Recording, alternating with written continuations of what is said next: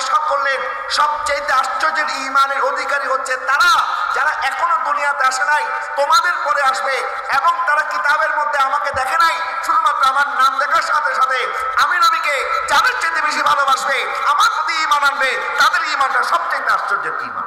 আউযু বিল্লাহি মিনাশ শাইতানির রাজীম। বিসমিল্লাহির রহমানির রহিম। النبي أولى بالمؤمنين من أنفسهم صدق الله مولانا العظيم وصدق رسوله النبي الكريم ونحن على ذلك من الشاهدين الحمد لله رب العالمين। অদক্রায়োজিত পশ্চিম এলাহাবাদ যুব সমাজের উদ্যোগে অষ্টমতম আজিমুশান ঈদ মিলাদুন নবী সাল্লাল্লাহু আলাইহি ওয়াসাল্লাম মাহফিলের সম্মানিত সভাপতি, আজকের মাহফিলের সম্মানিত আলোচক, মৌলভী শাহী জামে মসজিদের খতিবে মুকাররম, মুজাহিদ আহলে সুন্নাত হযরতুল আল্লামা জনাব মাওলানা মোহাম্মদ আব্দুল মজিদ আল কাদরি সাহিব মাদ্দাজিল্লাহুল আলী, পশ্চিম এলাহাবাদ যুব সমাজের সকল সদস্য ভাইরা, অত্র এলাকার মুরব্বী বাবারা, মুসল্লিয়ানে কেরাম, নওজোয়ান ভাইরা, তরুণ ভাইরা, স্কুল কলেজ মাদ্রাসা ইউনিভার্সিটি ছাত্র ভাইরা, পর্দানশীল মা বোনেরা, আসসালামু আলাইকুম ওয়া রাহমাতুল্লাহি ওয়া বারাকাতুহু। মহান রব্বুল আলামিনের আলিশান দরবারে অসংখ্য অগণিত শুকরিয়া আদায় করছি যে আল্লাহ পাক আমাদেরকে আজকের এই মাহফিলে আসার তৌফিক দিয়েছেন। এই জন্য রব্বুল আলামিনের দরবারে মহব্বতের আওয়াজে বলুন একবার বলুন আলহামদুলিল্লাহ। অসংখ্য অগণিত দুরূদ এবং সালাম আকায়ে নামেদার তাজেদার মদিনা হুজুর সরওয়ারে কায়নাত নবী দো জাহান রাহমাতুল লিল আলামিন মুহাম্মদুর রাসূলুল্লাহ সাল্লাল্লাহু আলাইহি ওয়াসাল্লামের নূরানী রওজা মুবারকে সোনার মদিনায় লক্ষ কোটি দুরূদ এবং সালামের হাদিয়া নজরানা পেশ করছি। আল্লাহ পাক আমাদের সকলের হাজিরিকে যেন কবুল করে, সবাই বলেন আমিন। আমাকে একটি বিষয় দেওয়া হয়েছে, সাহাবায়ে কেরাম নবীজি সাল্লাল্লাহু আলাইহি ওয়াসাল্লামকে কেমন মহব্বত করতেন, ভালোবাসতেন। এই আলোকে আমি মুক্তাসার সময়ের মধ্যে কিছু আলোচনা করব। আল্লাহ পাক আমাকে কোরআন সুন্নাহর আলোকে আলোচনা করার, আপনাদের সবাইকে শ্রবণ করার এবং আমাদের সবাইকে আমল করার তৌফিক দান করুন, সবাই বলেন আমিন।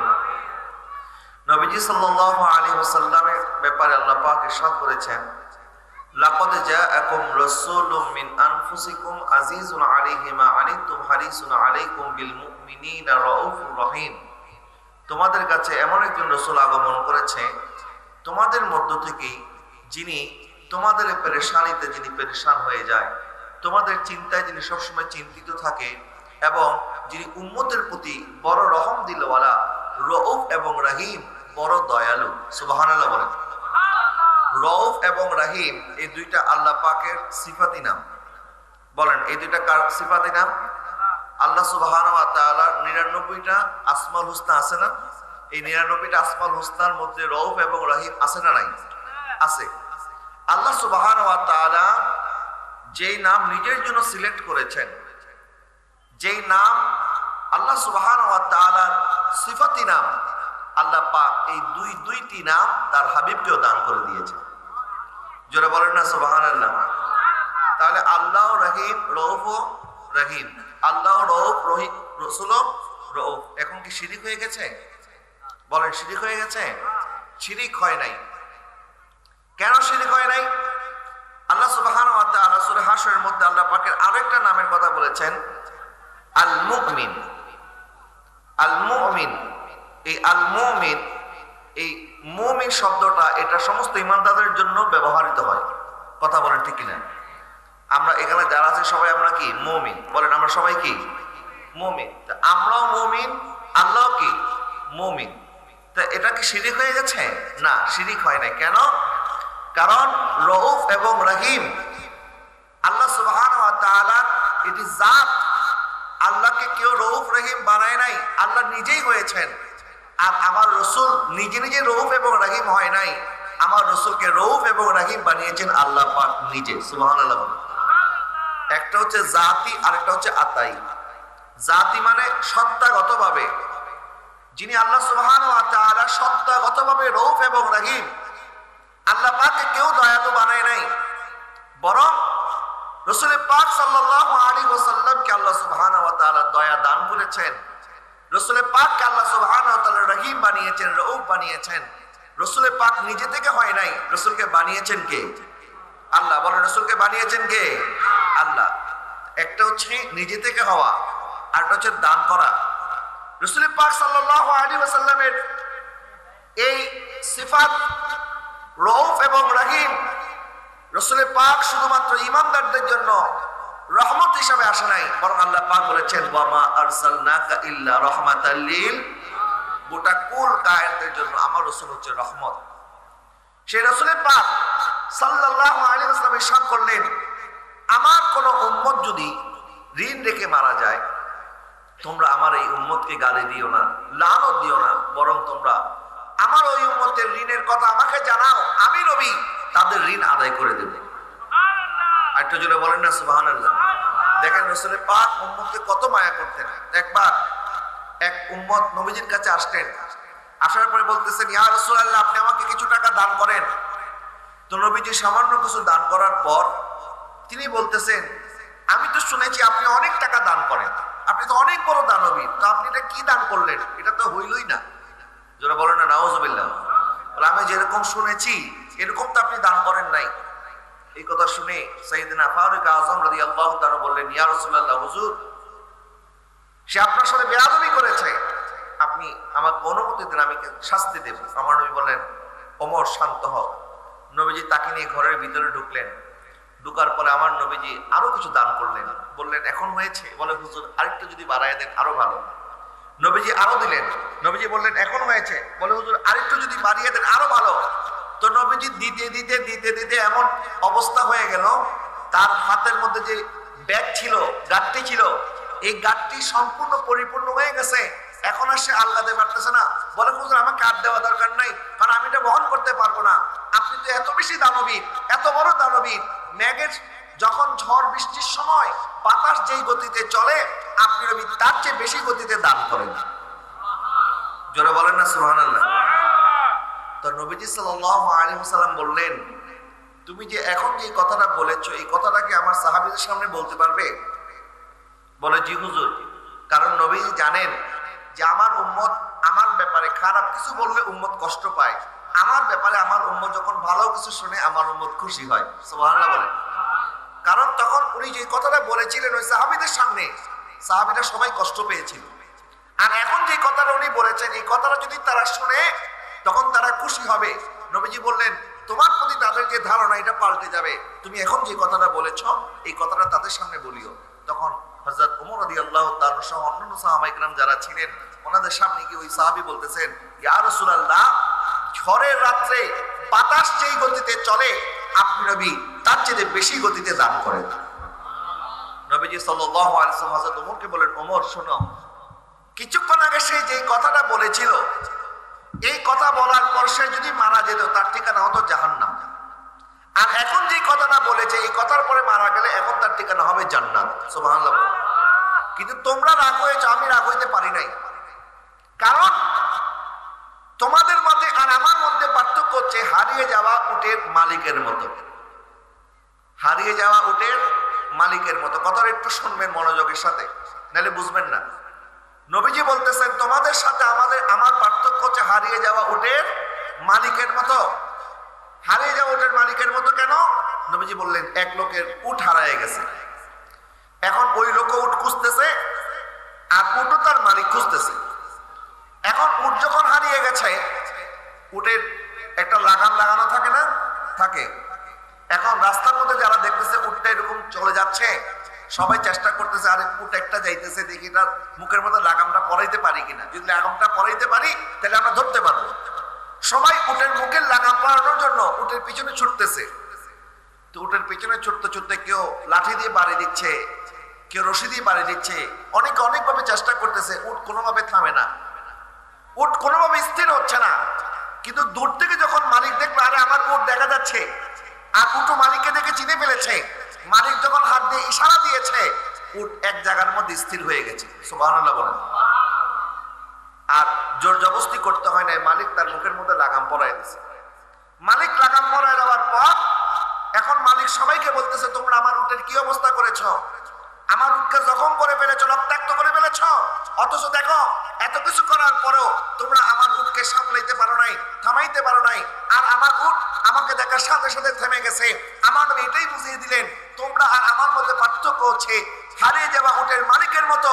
তোমরা কেউ আমার উম্মতের দুঃখ বুঝবে না, একমাত্র আমি নবী আমার উম্মতের দুঃখ বুঝবো।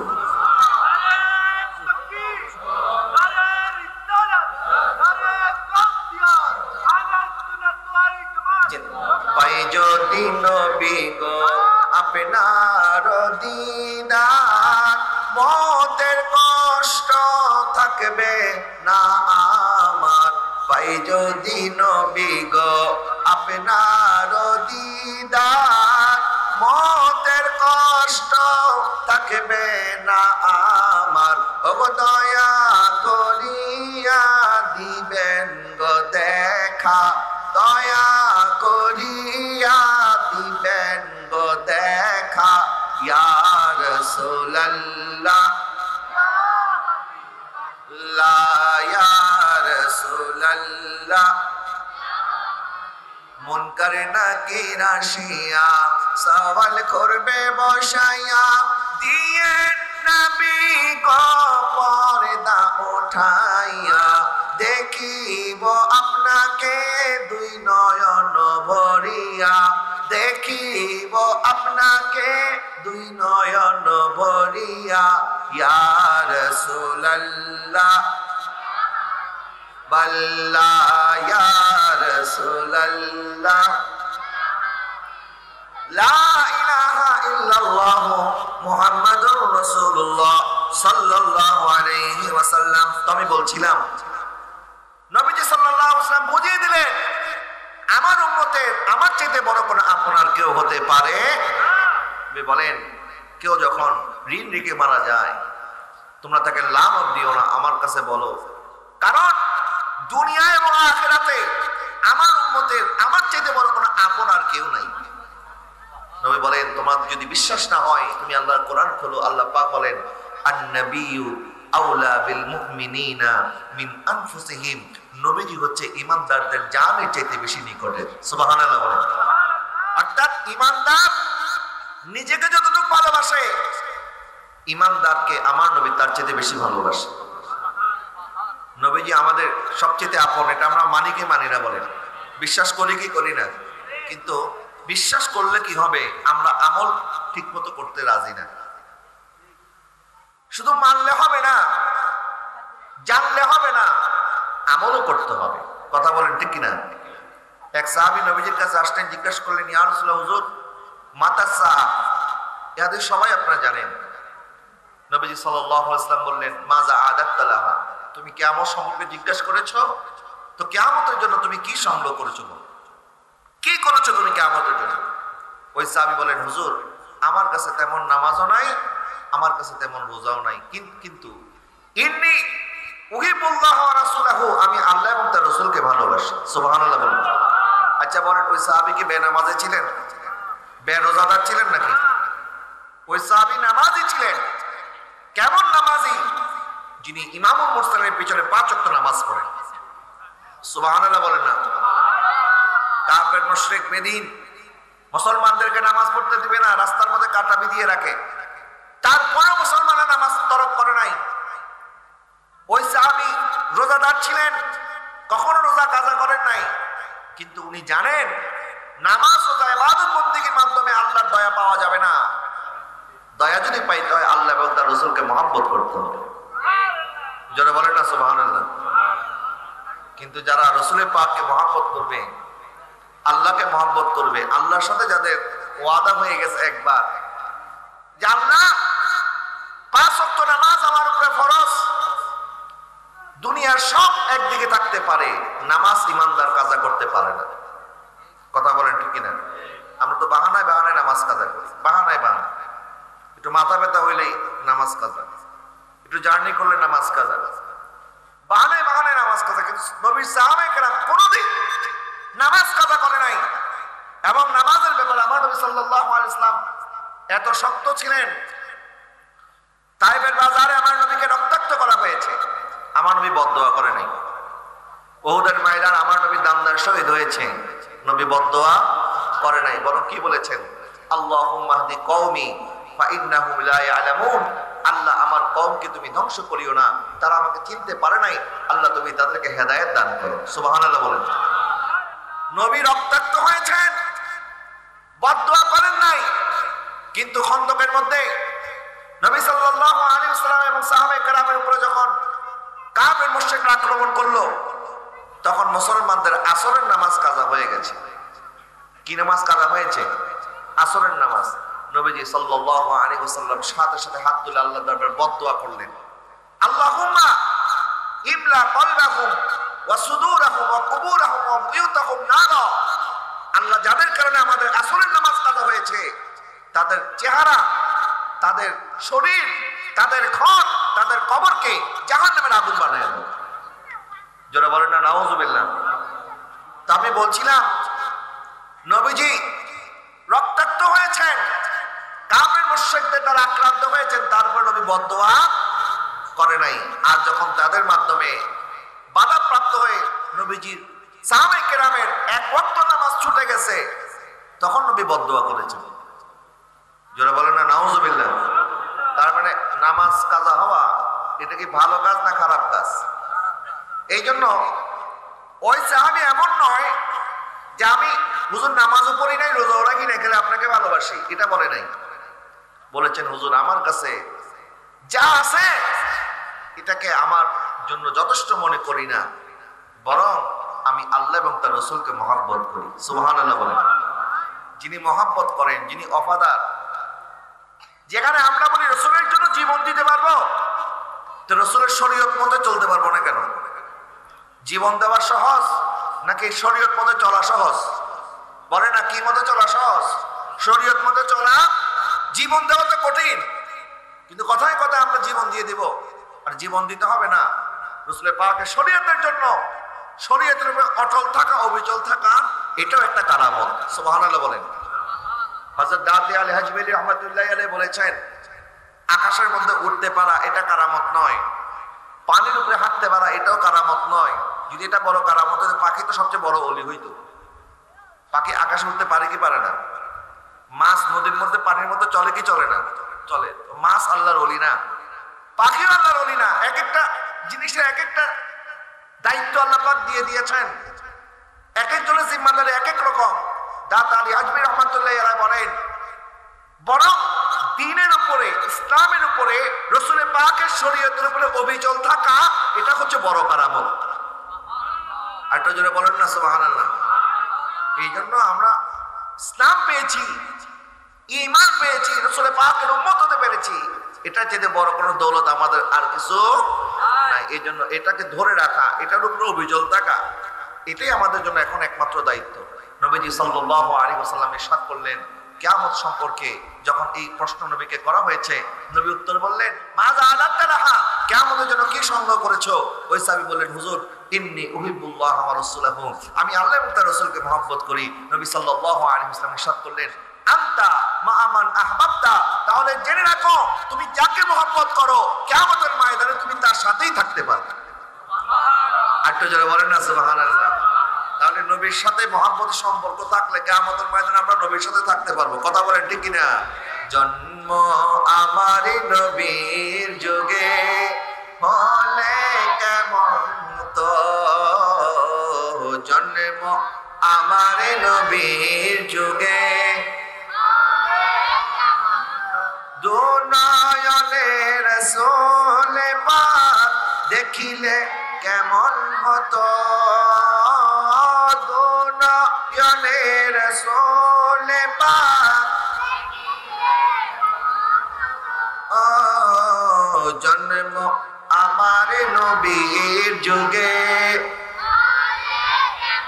হতো, জন্ম আমার নবীর যুগে আসে তো ভেসে হযরতে বেলালের মধুর আযান, যে আজানে ছিল এমন প্রেম মুগ্ধ রহমান, দয়াল নবীর পিছে নামাজ পড়লে দু নয়নে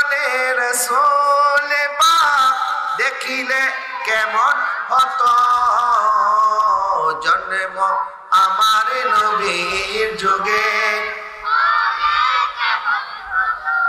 আমরা বলি জন্ম আমার নবীর যুগে হলে কেমন হতো। এই যে এত মহব্বত সহকারে আমরা পড়লাম, এই যে এত ভালোবাসা, রাসূলের পাকের যুগে যদি আমরা থাকতাম তাহলে হয়তো বদর, উহুদ, খন্দক, হুদাইবিয়া সমস্ত জায়গার মধ্যে আমরা রাসূলের পাকের সাথে থাকতে পারতাম। কিন্তু আমরা বিশ্বাস করি, আমরা যদিও রাসূলকে সশরীরে দেখি নাই, কিন্তু রওজা মোবারক থেকে রাসূল তো এখন আমাদেরকে দেখে। কথা বলেন ঠিক কিনা? আমরা কোন মৃত নবীর উম্মত নই, আমাদের নবী হায়াতুন নবী। বলেন আমাদের নবী কি নবী? রাসূলের পাকের জাহিরি হায়াতের যুগ হয়তো শেষ হয়েছে 63 বছর পর, কিন্তু রাসূলের পাকের যুগ এখনো চলতেছে। কথা বলেন ঠিক কিনা? রাসূলের পাকের পরিকার কোন নবী এসেছেন? রাসূল এসেছেন আর আসবে। নবীজি সাল্লাল্লাহু আলাইহি ওয়াসাল্লাম ইরশাদ করেছেন, আনা খাতামুন নবিয়্যিন লা নবিয়্যা বাদি, আমি হচ্ছি আল্লাহর শেষ নবী, আমার পরে কোনো নবী। তো এখন আমরা যারা রাসূলের পাকের যুগের 1400 বছর পর আমাদের দুনিয়াতে আসার সুযোগ আল্লাহ করে দিয়েছেন, আমরা যদিও রাসূলকে দেখি নাই, কিন্তু আমরা রাসূলের যুগের মধ্যে এখনো আছি। এমনকি আমাদের ব্যাপারে নবীজি সাহাবায়ে কেরামের সাথে আলোচনা করেছেন। সুবহানাল্লাহ বলেন।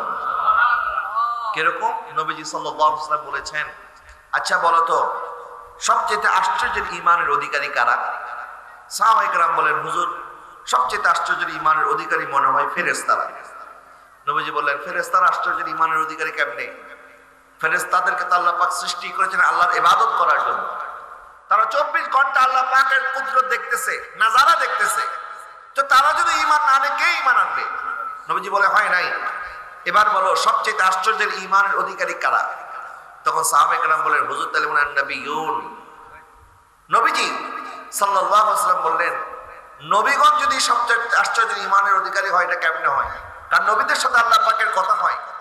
নবীদেরকে আল্লাহ সুবহানাহু ওয়া তাআলা বিভিন্ন মুআজিজা দান করেছেন। তো নবীরাই যদি আল্লাহর প্রতি ঈমান না আনে, আর কে ঈমান আনবে? নবীদের ঈমানটা আশ্চর্যের নয়। এরপর সাহাবায়ে কেরাম নবী আবার প্রশ্ন করলেন, আবার বলো। তখন নবীজি সাল্লাল্লাহু আলাইহি ওয়াসাল্লামের সাহাবায়ে কেরাম বললেন, হুজুর তাইলে মনে হয় আমরা আপনার সাহাবায়ে কেরাম যারা আছি, আমরাই মনে হয় সবচেয়ে আশ্চর্যের ঈমানের অধিকারী। নবীজি সাল্লাল্লাহু আলাইহি ওয়াসাল্লাম বলতেছেন, যেখানে আমি তোমাদের সামনে আছি, তোমরা সকাল সন্ধ্যা আমার মুআজিজা দেখতেছো। আমি নবী আঙ্গুল ইশারায় চাঁদ খণ্ডিত হয়ে যাচ্ছে, আমি নবীকে দেখে পাথর কালেমা পড়তেছে, গাছ সাজদা দিচ্ছে। এত এত মুআজিজা দেখার পরও তোমরা যদি ঈমান না আনো, আর কে ঈমান আনবে? তোমাদের ঈমানটা আশ্চর্যের ঈমান নয়, বলো সবচেয়ে আশ্চর্যের ঈমানের অধিকারী কারা? তখন সাহাবায়ে কেরাম বলেন, হুজুর আমরা বলতে পারি না, আল্লাহ ওয়া রাসূলুহু আলাম, আল্লাহ এবং তার রাসূল ভালো জানে। আমরা জানি না সবচেয়ে আশ্চর্যের ঈমানের অধিকারী কারা। নবীজি সাল্লাল্লাহু আলাইহি ওয়াসাল্লাম ইরশাদ করলেন, সবচেয়ে আশ্চর্যের ঈমানের অধিকারী হচ্ছে তারা যারা এখনো দুনিয়াতে আসে নাই, তোমাদের পরে আসবে, এবং তারা কিতাবের মধ্যে আমাকে দেখে নাই, শুধুমাত্র আমার নাম দেখার সাথে সাথে আমি নবীকে যাদের চেয়ে বেশি ভালোবাসবে, আমার প্রতি ঈমান আনবে, তাদের ঈমানটা সবচেয়ে আশ্চর্যের ঈমান। তার মানে নবীজি সাহাবায়ে কেরামের কথা বলে নাই, আমাদের কথা বলেছে। যারা 1400 বছর পর আমার নবীকে দেখে নাই, আমার নবীর কথা শুনে, আমার নবীর মুহাম্মদের কথা শুনে যারা আমার নবীর প্রতি ঈমান আনবে, তাদের ঈমানের কথাই আমার নবী আলোচনা করেছেন। সুবহানাল্লাহ বলেন। শুধু আলোচনা করে নাই, নবীজি সাল্লাল্লাহু আলাইহি ওয়াসাল্লাম ইরশাদ করেছেন, তুবা লিমান রাআনি ওয়া আমানা বি, তোমাদের প্রতি মোবারকবাদ, তোমরা যারা আমাকে দেখার পরে আমার প্রতি ঈমান এনেছো। তোমাদেরকে কংগ্রেচুলেশন। ওয়া তুবা সাবআ মাররাতিন লিমান লাম ইয়ারাউনি ওয়া আমানা বি, আর তাদেরকে আমি একবার দুইবার নয় 7 বার মোবারকবাদ দিচ্ছি যারা আমি নবীকে দেখে নাই, আমি নবীকে না দেখার পরে ঈমান এনেছি। তো সাহাবায়ে কেরামকে নবী মোবারকবাদ দিয়েছে একবার। বলেন সাহাবায়ে কেরামকে নবীজি মোবারকবাদ দিয়েছে কয়বার? আর আমাদেরকে দিয়েছে কয়বার?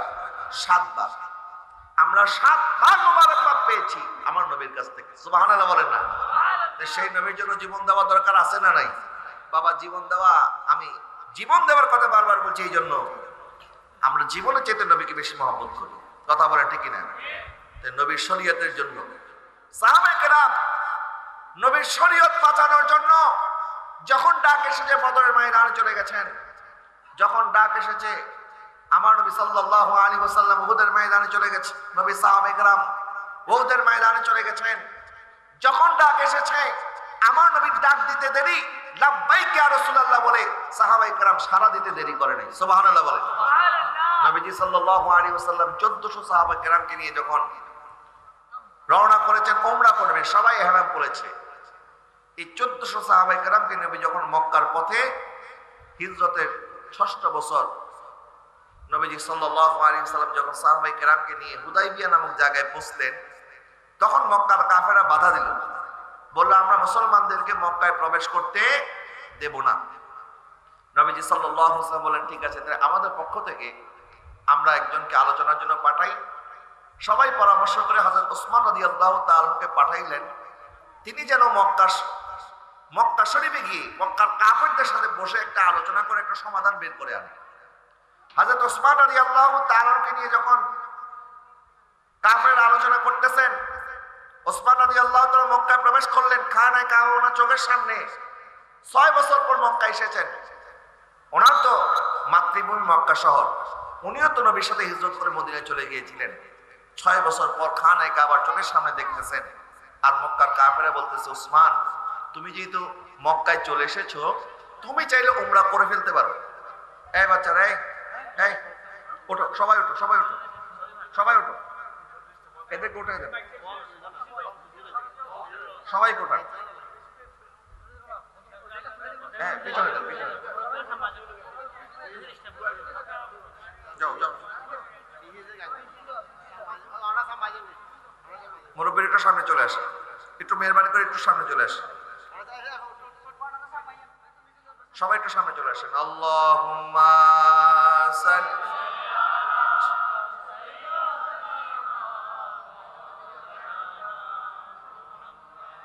ওয়া আলা আলি সাইয়্যিদিনা তু জিন্দা হে ওয়াল্লাহ, তু জিন্দা হে ওয়াল্লাহ, मेरे चश्मे आलम से छुप जाने वाले, अल्लाहुम्मा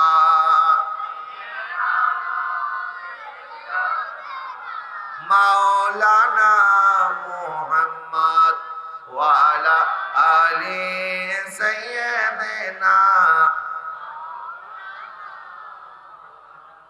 तो বলছিলাম হযরত ওসমান রাদিয়াল্লাহু তাআলা মক্কার কাফেররা বলল তুমি যেহেতু চলে এসেছো, তুমি চাইলে এখন উমরা করে ফেলো, কিন্তু তোমার নবী মুহাম্মদ সাল্লাল্লাহু আলাইহি ওয়াসাল্লাম সহ ওনার সঙ্গী সাথীদেরকে আমরা মক্কায় প্রবেশ করতে দেব না। এই কথা শুনে ওসমান রাদিয়াল্লাহু তাআলা বললেন তোমরা কি মনে করেছো যে আমার রাসূলের সাথে আমি ইহরাম বেঁধে এসেছি আর রাসূলকে ছাড়া আমি একা একা উমরা করব?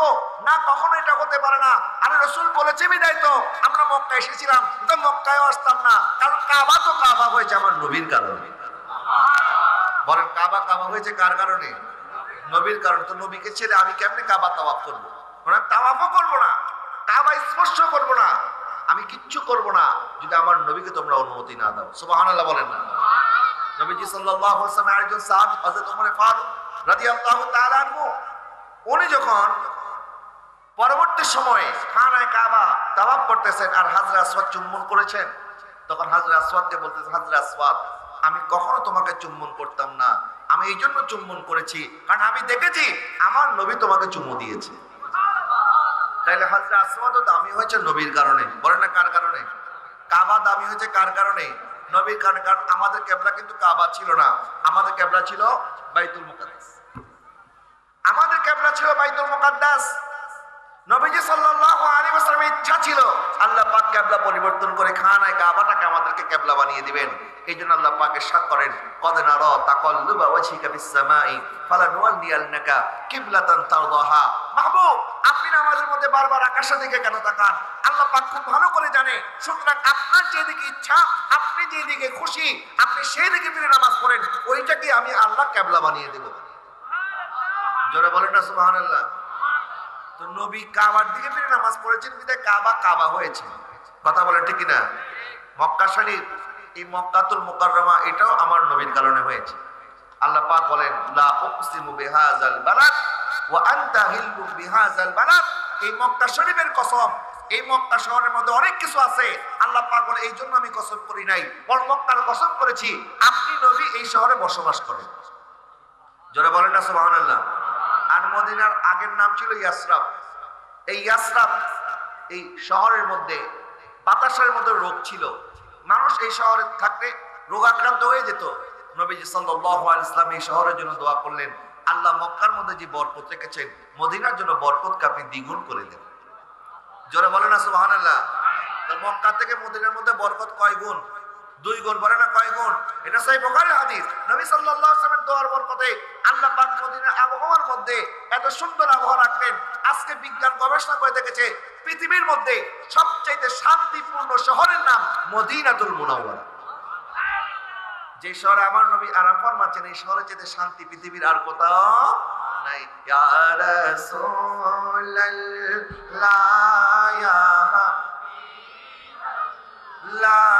ইয়া রাসূলুল্লাহ ইয়া হাবিবাল্লাহ মেরে उल्फत मदीने से यूं ही नहीं, मेरे आका का रोज़ा मदीने में है।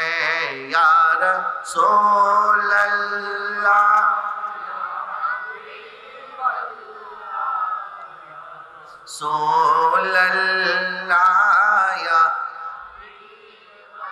এই জন্য আমি বলি মক্কাও শানওয়ালা, মদিনাও শানওয়ালা। মক্কাও ইজ্জতের জায়গা, মদিনাও ইজ্জতের জায়গা। মক্কা মক্কাতুল মুকাররমা আর মদিনা মদিনাতুল মুনাওয়ারা। মক্কাতে আল্লাহর ঘর আছে আর মদিনাতে রাসূলুল্লাহর ঘর আছে। মক্কাতে বিবি খাদিজার ঘর আছে, মদিনাতে বিবি ফাতেমার ঘর আছে। মক্কাতে আবে জমজম আছে, মদিনাতে আবে কাউসার আছে। মক্কাতে গারে হেরা আছে আর মদিনাতে গুম্বদে খাজরা আছে। মক্কাতে আরাফাত আছে, মদিনাতে রহমতের বরসাত আছে। মক্কাতে জালালে খোদা আছে আর মদিনাতে জামালে মুস্তাফা আছে।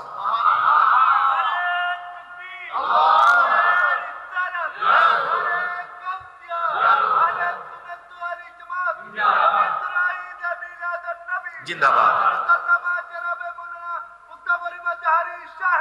আমি বলছিলাম 1400 সাহাবায়ে কেরাম নিয়ে আমার নবী হুদায়বিয়ার মধ্যে আছেন।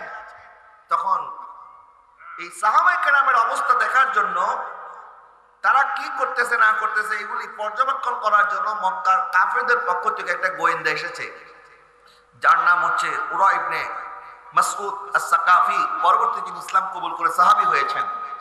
তিনি এসেছেন দেখার জন্য যে মুসলমানরা কি করতেছে। নবীর সাথে সাহাবায়ে কেরাম কতজন? 1400। বলেন কতজন? 1400। তিনি, এটা সহিহ বুখারীর রওয়ায়াত, ইনি মুসলমানদের অবস্থা পর্যবেক্ষণ করে উনি চলে গেলেন মক্কার কাফেরদেরকে বলার জন্য যে উনি কেমন অবস্থা দেখেছেন, মুসলমানদের কি হালত দেখেছেন। তিনি বলতেছেন, আয় কওমি, হে আমার সম্প্রদায় শোনো, আল্লাহি লাকাদ ওয়াফাতু আলাল মুলকি ওয়াফাতু আলা কাইসার ওয়া কিসরা। আমি অনেক বড় বড় রাজা বাদশার দরবারে গিয়েছি, আমি কাইসার, কিসরা, নাজ্জাশীর দরবারে আমি গিয়েছি, কিন্তু আল্লাহি ইন্নী রাআইতু মালিকান কত্তুন ইউআযযিমু আসহাবুহু মা ইউআযযিমু আসহাবু মুহাম্মাদিন সাল্লাল্লাহু আলাইহি ওয়াসাল্লাম মুহাম্মাদা। আল্লাহর কসম করে বলি, আমি কোন রাজা বাদশার দরবারে তাদের প্রজাদেরকে, রাজাদেরকে এত সম্মান করতে দেখি নাই। নবীর সাহাবীরা নবীকে যেরকম সম্মান করে, কিরকম সম্মান? উনি বলতেছেন ওয়াল্লাহি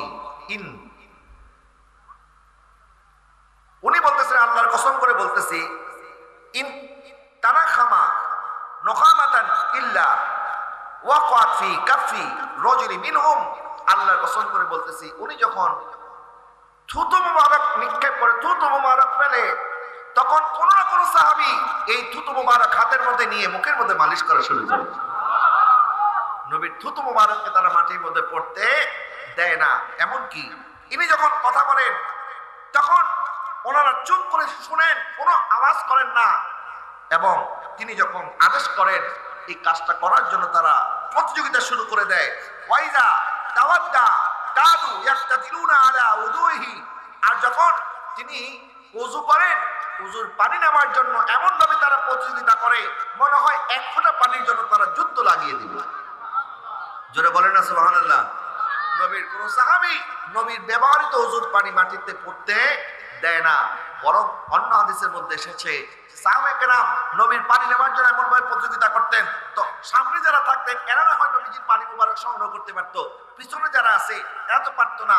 এরা কি করত? তখন তারা সামনে সাহাবায়ে কেরাম যারা নবীজির পানি মুবারক হাতের মধ্যে নিয়েছিল বা পান করে ফেলেছে বা মুখের মধ্যে চোখের মধ্যে মালিশ করেছে, তখন তারা ওই সাহাবীর হাতের মধ্যে কপালের মধ্যে চুমু খেত আর বলতো, ভাই আমি তো নবীর পানি স্পর্শ করতে পারি নাই, তুমি স্পর্শ করেছো, যে হাত মুবারকের মধ্যে নবীর পানি মুবারক লেগেছে ওই হাতও আমার কাছে দামি হয়ে গেছে। তাই নয়, তখন ওইজা তাকাল্লামা ফাফাদু আসওয়াতাহুম ইনদাহু, যখন তিনি কথা বলতেন তখন ওনারা আওয়াজ নিচু করে ফেলতেন। এমনকি তারা আমার নবী সাল্লাল্লাহু আলাইহি ওয়াসাল্লামের দিকে কখনো নজর তাকায়া চোখ তুলে তাকাইতো না, নবীর চোখে চোখে চোখ রাখতো না, বরং তখন সব সময় তারা নিচের দিকে চেয়ে থাকতো। সুবহানাল্লাহ বলেন। এইভাবে নবীর সাহাবায়ে কেরাম নবীকে তাজিম করেছেন। এই কথাটা উরাই ইবনে মাসউদ আস-সাকাফি কাফেরদের কাছে গিয়ে বলল এবং বলল, আমি যেইভাবে তাদেরকে আদব করতে দেখেছি আমার পর্যবেক্ষণ মোতাবেক তোমরা মুসলমানদেরকে কখনো পরাজিত করতে পারবে না। সুবহানাল্লাহ বলেন। মনে রাখবেন, মুসলমানরা বিজয়ী হয়েছে অস্ত্রের বিনিময়ে নয়, ক্ষমতার বিনিময়ে নয়, শক্তির বিনিময়ে নয়। মুসলমান বিজয়ী হয়েছে আমার রাসূলের মহব্বতের বিনিময়ে। কিসের বিনিময়ে? রাসূলের মহব্বত। আপনি বলবেন হুজুর কিভাবে? শোনেন, মুসলমানদের একজন বড় বীর বাহাদুর ছিল যার নাম খালিদ বিন ওয়ালিদ রাদিয়াল্লাহু তাআলা, যাকে সাইফুল্লাহ বলা হয়, আল্লাহর তরবারি। সাইফুল্লাহ উপাধি ওনাকে এই জন্য দেওয়া হয় নাই, এমনি দেওয়া হয় নাই। এটা একটু পিছনে নিয়ে যান। আপনি এখানে বসে যদি বেচা কিনা করেন তো ওয়াজ করবো না, আপনার লেনদেন ওই যে কথাই বলতেছে। এটা কি? এটা বিক্রি করতে হলে পিছনে বিক্রি করেন। দোষে পড়া আল্লাহুম্মা সাল্লি আলা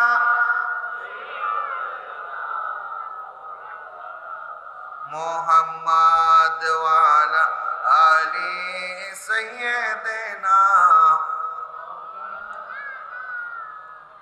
হযরত খালিদ বিন ওয়ালিদ রাদিয়াল্লাহু তাআলা আনহু উনি যখন যুদ্ধের ময়দানে কাদেসিয়ার যুদ্ধ চলতেছে, রোমানদের সাথে মুসলমানদের যুদ্ধ, একদিকে রোমান তারা হচ্ছে সংখ্যায় 3 লক্ষ আর মুসলমানদের সংখ্যা মাত্র 30,000।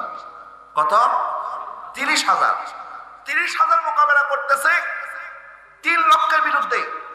আর সেই যুদ্ধের সেনাপতি ছিলেন হযরত খালিদ ইবনে ওয়ালিদ রাদিয়াল্লাহু তাআলা আনহু।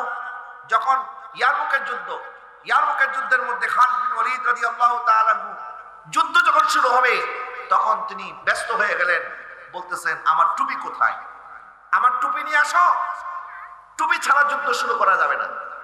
তখন সবাই বলতেছে, হুজুর সামনে 3 লক্ষ রোমান সৈনিক, আমরা আছি 30,000 এমনি পেরেশানির মধ্যে, আর আপনি আপনার টুপি খুঁজতেছেন কেন?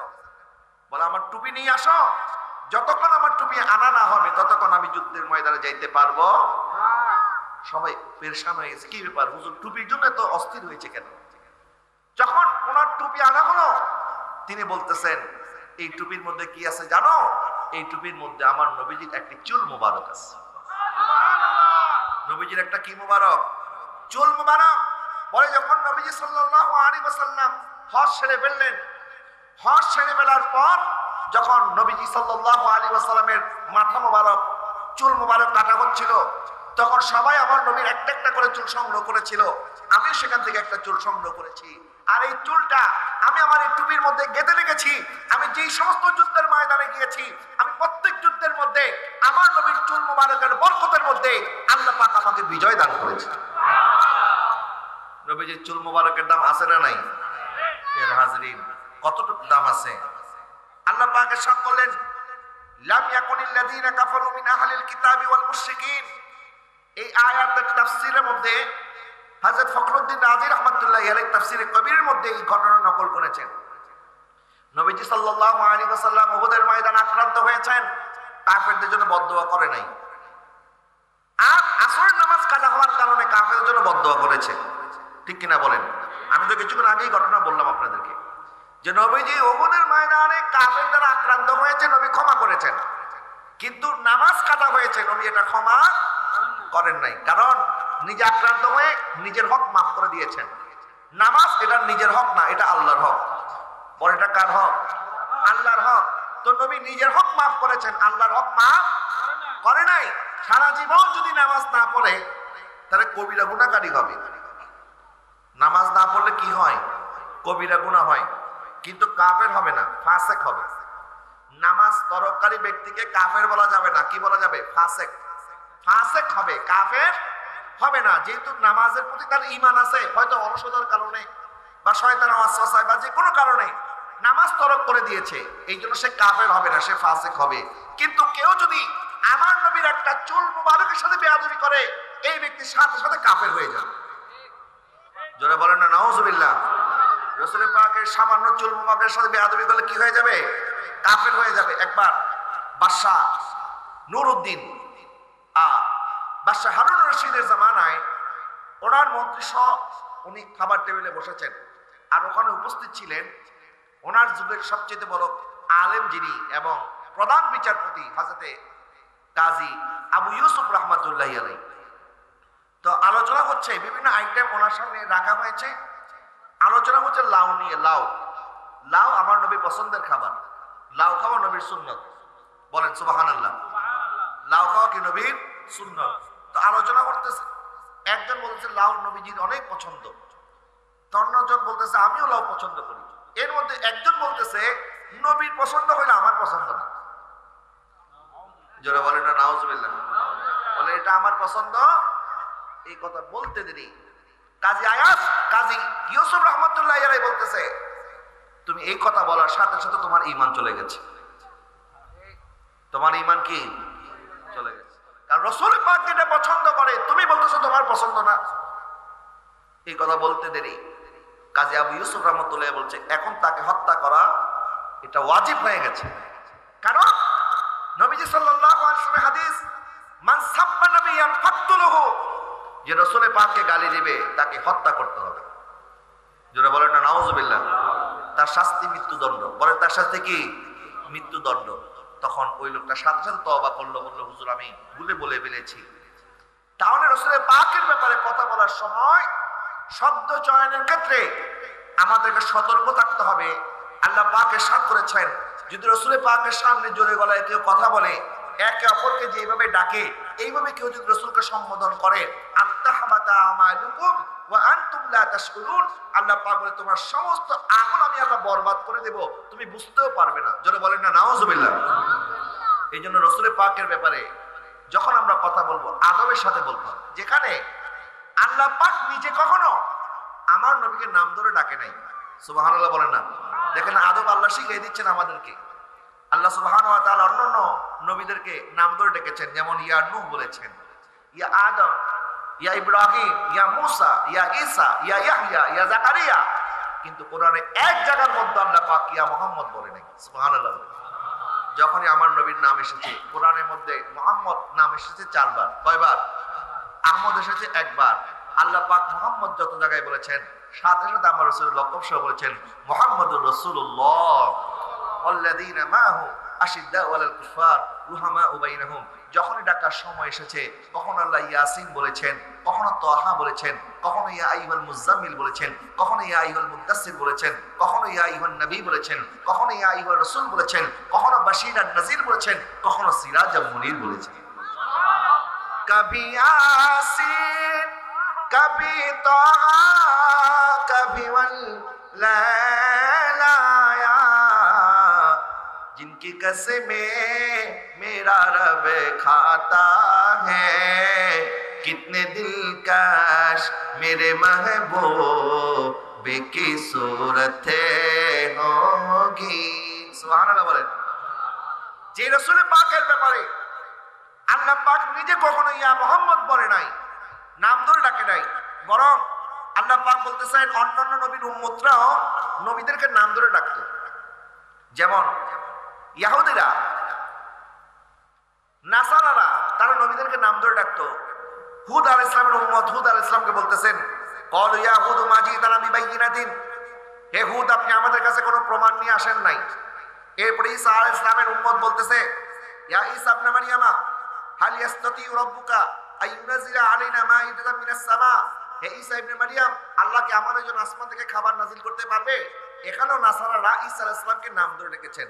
এরপরে ইহুদিরা মূসা আলাইহিস সালামকে বলতেছেন, ইয়া মূসা ইজআল লানা ইলাহান কামা লাহুম আলিহাতুন, হে মূসা আপনি আমাদের জন্য একটা ইলাহ নিয়ে আসেন, তাদের যেমন ইলাহ আছে, তারা যেমন একটা মূর্তিকে দেখে দেখে পূজা করতে পারে, আমরা যেন দেখে দেখে আল্লাহর ইবাদত করতে পারি। নাউজুবিল্লাহ বলেন।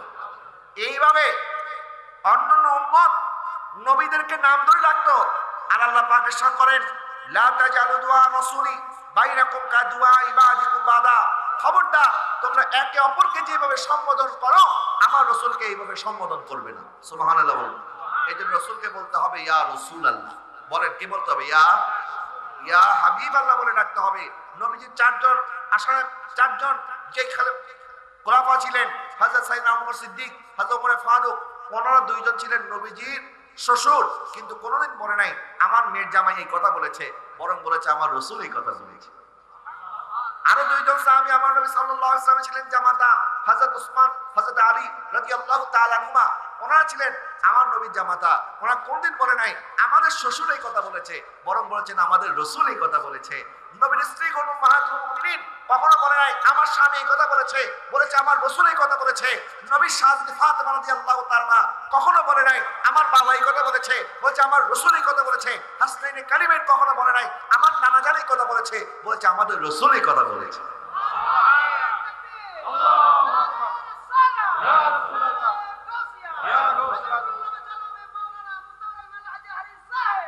তাহলে আমার রাসূলকে লকব সহকারে ডাকা এটা আমার আল্লাহর সুন্নত। যারা বলেন না সুবহানাল্লাহ, লকব সহকারে ডাকা এটা কার সুন্নত? আল্লাহর সুন্নত। আর মক্কার মধ্যে কিছু মানুষ থাকতো, এরা বেদুইন জাতি, এরা কখনো আদব কায়দা এই জিনিসটা এখনো তারা ওইভাবে শিখতে পারে নাই।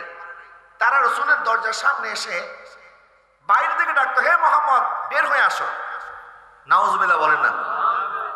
তারা আমার রাসূলকে এইভাবে নাম ধরে ধরে ডাকতো।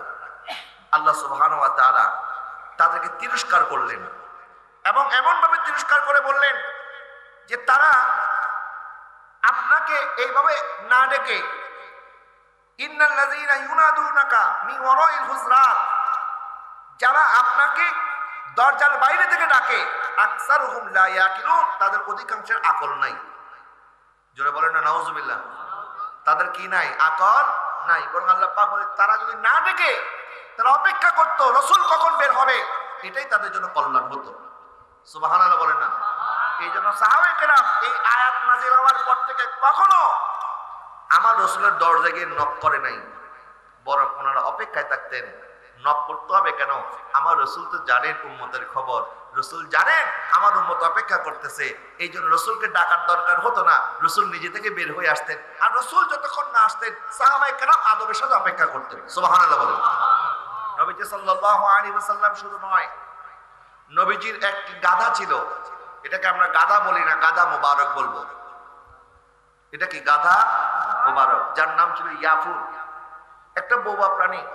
কিন্তু এই ইয়াফুর যখন কারো ঘরের দরজায় গিয়ে মাথা দিয়ে বাড়ি দিত, তখন হযরত ইয়াফুর আসা মানে ওই সাহাবী বুঝে যেত আমার রাসূল হয়তো আমাকে এই মুহূর্তে স্মরণ করেছে, এই জন্য রাসূলের গাধা মুবারককে পাঠিয়ে দিয়েছে। তার রাসূলের গাধা মুবারককে সম্মান করত। রাসূল পাক সাল্লাল্লাহু আলাইহি ওয়াসাল্লামের উট মুবারক, যেটার নাম কাসওয়া, এই উট মুবারক নবীজি সাল্লাল্লাহু আলাইহি ওয়াসাল্লামকে নিয়ে যখন মদিনা থেকে, মক্কা থেকে রওনা হয়েছে মদিনা শরীফ, এই উট মদিনা শরীফ আসার পর নবীজি সাল্লাল্লাহু আলাইহি ওয়াসাল্লাম বললেন, তোমরা আমাকে তোমাদের ঘরের মেহমান বানাতে চাও, কিন্তু তোমরা এক কাজ করো, আমার উটকে তোমরা ছেড়ে দাও, কারণ আমার উটকে ওহী করা হয়েছে, আমার উট জানে আমি নবী কার ঘরে মেহমান হবে। সুবহানাল্লাহ বলেন। আমার পূর্বে হুজুর বলেছেন যে অনেকে আছে রাসূল পাক সাল্লাল্লাহু আলাইহি ওয়াসাল্লামের ইলম নিয়ে বিভিন্ন কথা বলে যে রাসূল পাককে আল্লাহ পাক ইলমে গায়েব দান করে নাই। নাউজুবিল্লাহ বলেন না। রাসূল পাকের ইলম কতটুকু? আল্লাহ পাক ইরশাদ করেন ওয়াল্লাযীনা উতুল ইলমা দারাজাত, আমি আল্লাহ যাকে এলেম বেশি দিয়েছি তার মর্যাদা বাড়িয়ে দিয়েছি। সুবহানাল্লাহ বলেন। আচ্ছা বলেন, সৃষ্টির মধ্যে সবচেয়ে মহামর্যাদাবান কে? আমার নবীজি। বলেন আমাদের নবীর চেয়ে মহামর্যাদাবান আর কেউ আছে? তো মর্যাদার মানদণ্ড কি? কিসের কারণে মর্যাদা বাড়ে? এলেমের কারণে। বলেন না কিসের কারণে? এলেমের কারণে। ফেরেশতারা আদম আলাইহিস সালামের সৃষ্টির বিরোধিতা করেছিল। তারা বলেছিল আতাজালু ফিহা মান ইফসিদু ফিহা ওয়া ইয়াসফিকু দিমা, আল্লাহ সে তো তার সন্তানরা জমিনে গিয়ে মারামারি কাটাকাটি করবে। ওয়া নাহনু নুসাব্বিহু বিহামদিকা ওয়া নুকাদ্দিসু লাক, আর আমরা আপনার তাসবিহ জপার জন্য, ইবাদত করার জন্য আমরাই যথেষ্ট। আল্লাহ পাক বলেছেন ইন্নী আ'লামু মা লা তা'লামুন, আমি যা জানি তোমরা তা জানো না। এরপর আল্লাহ পাক কি করলেন? ওয়া আল্লামা আদমাল আসমাআ কুল্লাহা, এরপরে আল্লাহ পাক জমিন আসমানের মধ্যে যত জিনিসের নাম আছে, যত মাখলুকাতের নাম আছে, আল্লাহ পাক সমস্ত কিছুর নাম আদম আলাইহিস সালামকে শিখিয়ে দিয়েছেন। সুবহানাল্লাহ বলেন। আল্লাহ পাক আদম আলাইহিস সালামকে হাজির করলেন আর বললেন, এই ফেরেশতারা বলো তো এই জিনিসগুলির নাম কি? ফেরেশতারা লাজবাব হয়ে গেছে, কোনো জবাব দিতে পারে না। এরপর আল্লাহ পাক আদম আলাইহিস সালামকে বললেন, আদম এই জিনিসগুলির নাম কি তুমি বলে দাও। আদম আলাইহিস সালাম আল্লাহর দেওয়া ইলম থেকে যা শিখেছে সব বলে দিয়েছে। সুবহানাল্লাহ বলেন। তাহলে বোঝা গেল ফেরেশতারা পারে নাই, আদম আলাইহিস সালাম পেরেছে। এই জন্য আল্লাহ পাক বললেন, ফেরেশতারা তাইলে তোমরা এখন যেটা জানো না আমার আদম সেটা জানে, উসজুদু লি আদম, এই জন্য তোমরা আদম আলাইহিস সালামকে সিজদা করো। আদম আলাইহিস সালামকে সিজদা করা হলো।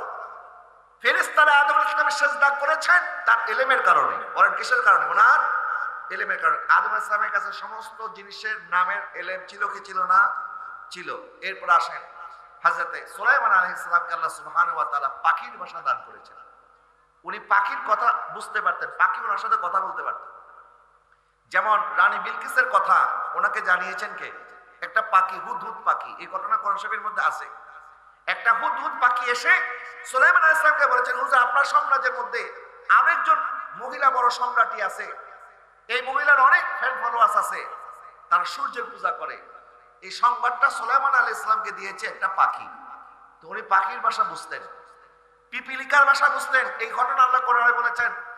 উনি যখন রাস্তা দিয়ে যাচ্ছেন ওনার বিশাল সৈন্যবাহিনী নিয়ে, 3 কিলোমিটার দূর থেকে পিপিলিকার দল তারা সুলাইমান আলাইহিস সালামের পায়ের আওয়াজ শুনতে পেয়েছে। কারণ ওনার সাথে অনেক বড় বড় হাতি ছিল, ওনার সৈন্যবাহিনী আসতেছে, দুমদুম আওয়াজ হচ্ছে। পিপিলিকা আওয়াজ শুনতে পেয়ে এই পিপিলিকা সমস্ত পিপিলিকাকে বলতেছে, তোমরা তাড়াতাড়ি গর্তে ঢুকে যাও, কারণ গর্তে না ঢুকলে সুলাইমান আলাইহিস সালাম কিছুক্ষণ পরে এই রাস্তা দিয়ে যাবে, ওনার সৈন্য দল হয়তো বা না দেখে আমাদেরকে পায়ে পিষ্ট করে দিতে পারে, আমরা মরে যাব। এই জন্য তোমরা তাড়াতাড়ি গর্তে ঢুকো। হযরত সুলাইমান আলাইহিস সালাম 3 কিলোমিটার দূর থেকে ওই পাখির কথা, ওই পিপিলিকার কথা শুনেন, এবং শুধু শুনেন নাই, ফাতাবাসসামা দাহিকাম মিন কওলিহা, আল্লাহ পাক বলে সুলাইমান আলাইহিস সালাম শোনার পর একটু হেসেও দিয়েছেন। আটটা জনে বলেন না সুবহানাল্লাহ। আমাকে বলে সুলাইমান আলাইহিস সালাম যদি 3 কিলোমিটার দূর থেকে পিঁপড়ার কথা শুনতে পারে, আমার নবী মদিনা শরীফ থেকে আমাদেরকে শুনতে পারে কি পারে না? আমার নবীর ক্ষমতা কম না বেশি? তাহলে আল্লাহ পাক যদি হযরত সুলাইমান আলাইহিস সালামকে পাখির ভাষা দান করতে পারে, হযরত আদম আলাইহিস সালামকে আল্লাহ সুবহানাহু ওয়া তাআলা সমস্ত বস্তুর নাম শিখিয়ে দিতে পারে, যার ব্যাপারে আল্লাহ পাক বলেছেন ওয়া আল্লামাকা মা লাম তাকুন তাআলাম, মাহবুব আপনি যা জানতেন না আমি আল্লাহ আপনাকে জানিয়ে দিয়েছি। আর রহমান আল্লামাল কোরআন, রহমান তিনি হচ্ছেন তার বান্দাকে কোরআন শিখিয়েছেন। জোরে বলেন না সুবহানাল্লাহ। আমার নবীর শিক্ষক স্বয়ং আল্লাহ। বলেন নবীর শিক্ষককে স্বয়ং আল্লাহ পাক, যার শিক্ষক তার জানার কোনো বাকি আছে? কিন্তু আমরা নবীকে আলিমুল গায়ব মনে করি না। এই জায়গার মধ্যে পার্থক্য। আল্লাহ হচ্ছে আলিমুল গায়ব, গায়বের মালিক একজন, তিনি কে? বলেন গায়বের মালিক কে? আলিমুল গায়ব আল্লাহ। আর রাসূল আলিমুল গায়ব নন, বরং রাসূলকে আল্লাহ সুবহানাহু ওয়া তাআলা ইলমে গায়ব দান করেছেন। জোরে বলেন না সুবহানাল্লাহ। রাসূলকে আল্লাহ পাক কি দান করেছেন? ইলমে গায়ব দান। এই পার্থক্যটা অনেকে বুঝে না, না বুঝেই শুধু শুধু শিরকের ফতোয়া লাগায় দেয়। রাসূল পাক সাল্লাল্লাহু আলাইহি ওয়াসাল্লামের ব্যাপারে আল্লাহ পাক ইরশাদ করেন ওয়া মা হুয়া আলাল গায়বি বিদানিন, যিনি উম্মতকে গায়েব জানাতে কৃপণতা করেন না। সুবহানাল্লাহ বলেন। তো উম্মতের মধ্যে আমার রাসূল অনেককে ইলমে গায়েব শিখিয়েছেন। গায়েবের খবর দিয়েছেন। যেমন নবীজি সাল্লাল্লাহু আলাইহি ওয়াসাল্লামের প্রাণপ্রিয় সাহাবী আবু হুরায়রা রাদিয়াল্লাহু তাআলা বলেন, আমার রাসূল পাক আমাকে দুই ধরনের ইলমের শিক্ষা দিয়েছেন। আমি এক ধরনের শিক্ষা, এক ধরনের ইলম তোমাদেরকে বলেছি, আর এক ধরনের ইলম এখনো তোমাদেরকে বলি নাই। সুবহানাল্লাহ বলেন না? নবীজির একজন সাহাবী ছিলেন, যার নাম ছিল হুযায়ফা বিন ইয়ামান, যাকে আমার নবী অনেক গোপন কথা বলতেন, যে গোপন কথাগুলো শুধু ওনার মধ্যে আর রাসূল পাকের মধ্যে থাকতো। তো রাসূল পাক সাল্লাল্লাহু আলাইহি ওয়াসাল্লাম শুধু ইলমে গায়েব জানেন তা নয়, বরং আমার নবী সাল্লাল্লাহু আলাইহি ওয়াসাল্লাম যে উটের পিঠে চলেছেন, আমার নবী বলেন তোমরা আমার উটকে ছেড়ে দাও, আমি নবী মদিনার মধ্যে কার ঘরের মধ্যে থাকবো, কে কার ঘরের মেহমানদারি গ্রহণ করব, এটা আমার উট জানে। আমার উট যার ঘরের সামনে গিয়ে বসবে, আমি নবী তার ঘরের মেহমান হব। সবাই উট ছেড়ে দিয়েছে। উট চলতে চলতে চলতে চলতে সাহাবী হযরত আবু আইয়ুব আনসারী রাদিয়াল্লাহু তাআলা আনহুর ঘরের সামনে গিয়ে বসে পড়লেন। সুবহানাল্লাহ বলেন। এবং এই ঘরের মধ্যে আমার নবী আসবেন, এটা নবী মদিনায় আসার 500 বছর আগে মদিনার লোকজন জানতো, কারণ ওই ঘরটা বানানোই হয়েছিল আমার নবীর জন্য। আর একটু জোরে বলেন না সুবহানাল্লাহ। বাদশা তুব্বা নামে ইয়ামানের একজন বড় বাদশা ছিলেন, যিনি মদিনা শরীফ থেকে মক্কা শরীফ হজ করার পর মদিনা শরীফের উপর দিয়ে যখন যাচ্ছিলেন, তখন মদিনার আবহাওয়া, মদিনার মাটি ওনার কাছে একটু ভিন্ন মনে হয়েছে। উনি বললেন আমরা এখানে একটু তাবু টানায় আমরা একটু থাকবো। তো উনি বলতেছেন এই জায়গার মাটি আর আবহাওয়াটা অন্যরকম লাগতেছে, কারণ কি? তো ওনার সাথে যারা আলেম ছিলেন, ইহুদি পণ্ডিত, আসমানি কিতাবের এলেম যাদের কাছে আছে, তারা বলে এই জায়গার মাটি অন্যরকম, কারণ এই জায়গার মধ্যে আখির জামানার নবী মুহাম্মদুর রাসূলুল্লাহ সাল্লাল্লাহু আলাইহি ওয়াসাল্লাম আগমন করবেন, এবং এটা হবে ওনার হিজরতের জায়গা, এবং এখানেই ওনার রওজা মোবারক হবে। তখন বাদশা তুব্বা বলতেছেন উনি কখন আসবেন? তখন আলেমরা বলতেছে উনি কখন আসবেন এটা আমরা নিশ্চিতভাবে বলতে পারবো না, কিন্তু আসবেন এটা সত্য। তখন বাদশা তুব্বা বলতেছে তাহলে আমি এক কাজ করি, তোমাদের কাছে একটা চিঠি লিখে যাচ্ছি, এবং আমি সেই নবীর জন্য একটা ঘর বানিয়ে যাচ্ছি, এবং এই ঘরটা তোমরা আমার রাসূল পাকের হাতে হস্তান্তর করবে, এবং এই চিঠিটা আমার রাসূল পাককে দিবে, যে চিঠির মধ্যে লেখা আছে আমি একজন নগণ্য নালায়েক, আমি যদিও আপনাকে দেখি নাই, হে মুহাম্মদ রাসূলুল্লাহ সাল্লাল্লাহু আলাইহি ওয়াসাল্লাম, আমি আজকেই আপনার প্রতি ঈমান আনলাম, এবং কিয়ামতের ময়দানে আপনি নবী আপনার উম্মতের মধ্যে আমাকে শরীক করে নিন। একটা ঘর বানায় দিল, এবং এই চিঠিটা ইহুদি পণ্ডিতের মধ্যে সবচেয়ে বড় হুজুর যিনি ছিলেন ওনার হাতে দিয়ে বলতেছেন এটা আপনার হাতের মধ্যে রাখবেন, এবং বংশ পরস্পরায় যতদিন পর্যন্ত উনি না আসবেন ততদিন পর্যন্ত এটা চিঠিটা হস্তান্তর হতে হতে এটা যেন ওনার হাতে পৌঁছায় যায়। হযরতে আবু আইয়ুব আনসারী রাদিয়াল্লাহু তাআলার পূর্বপুরুষ ছিলেন ওই ইহুদি বড় হুজুর, যে ইহুদি বড় পণ্ডিতের বংশ পরস্পরায় এই চিঠিটা আবু আইয়ুব আনসারী রাদিয়াল্লাহু তাআলার হাতে ছিল, এবং এই কথাটা ওই উট জানতো, যার কারণে আবু আইয়ুব আনসারীর ঘরের সামনে গিয়ে উটটা বসে পড়েছে। তাহলে বোঝা গেল আমার রাসূলের সাথে সম্পর্ক লাগার কারণে উটও দামি হয়ে গেছে। কথা বলেন না ঠিক কিনা? রাসূলের পাকের সাথে সম্পর্ক লাগার কারণে গাধাও দামি হয়ে গেছে। আমার আব্বা হুজুর বাকিবিল্লাহ রহমাতুল্লাহি আলাইহি 2004 সালে উনি নিখোঁজ যখন হয়, তার আগের বছর সর্বশেষ যখন উনি হজে গেছে, হজ থেকে এসে উনি কথাটা বলতেছিলেন একটা মাহফিলের মধ্যে, বলে আমার হজে যাওয়ার সময় আমার মা, মানে আমার দাদি আর কি, আমার বাবাকে কিছু পিঠা দিয়েছে, যে হজে যাচ্ছে ওখানে গেলে একটু খাবে। পিঠাটা উনি মক্কা শরীফে খুলতে পারে নাই, পিঠার বাক্সটা যেরকম দিছে ওরকমই ছিল। মক্কা শরীফ হজটা শেষ করার পর মদিনা শরীফ যখন গেছে, মদিনা শরীফ যাওয়ার পর উনি পিঠার বাক্সটা খুলেছে। পিঠার বাক্স খোলার পর দেখে পিঠার সাথে শুধু পিঠা না, বাংলাদেশের পিঁপড়াও মদিনা শরীফ চলে গেছে। কোন দেশি পিঁপড়া? বাংলাদেশি। কারণ পিঁপড়ার সাইজ দেখলে তো বোঝা যায় এটা কোন দেশি। পিঠার সাথে শুধু পিঠা যায় নাই, পিঠার সাথে কি গেছে? পিঁপড়াও চলে গেছে। তো আমার আব্বাজান বাকি রহমতুল্লাহ বলতেছেন আরে পিঁপড়া, আমি হজে আসার সময় কত টাকা খরচ হইলো, টিকিট লাগলো, ভিসা লাগলো, কত কষ্ট করে আমি আসলাম এরপর মদিনা শরীফ, আর তুমি পিঁপড়া, তোমার টিকিট লাগলো না, ভিসা লাগলো না, হাজী সাহেবের সাথে সম্পর্ক থাকার কারণে আল্লাহ তোমাকে বাংলাদেশ থেকে মদিনা শরীফ নিয়ে এসেছে।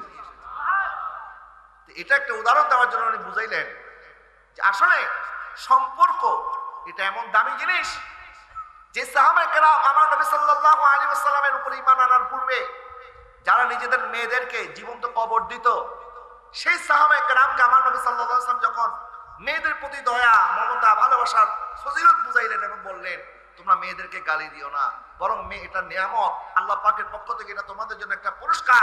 আর আমার একজন কন্যা আছে, ওয়া ফাতেমা বিদাতুন মিন্নি, আমার কন্যা ফাতেমা আমার কলিজার টুকরা।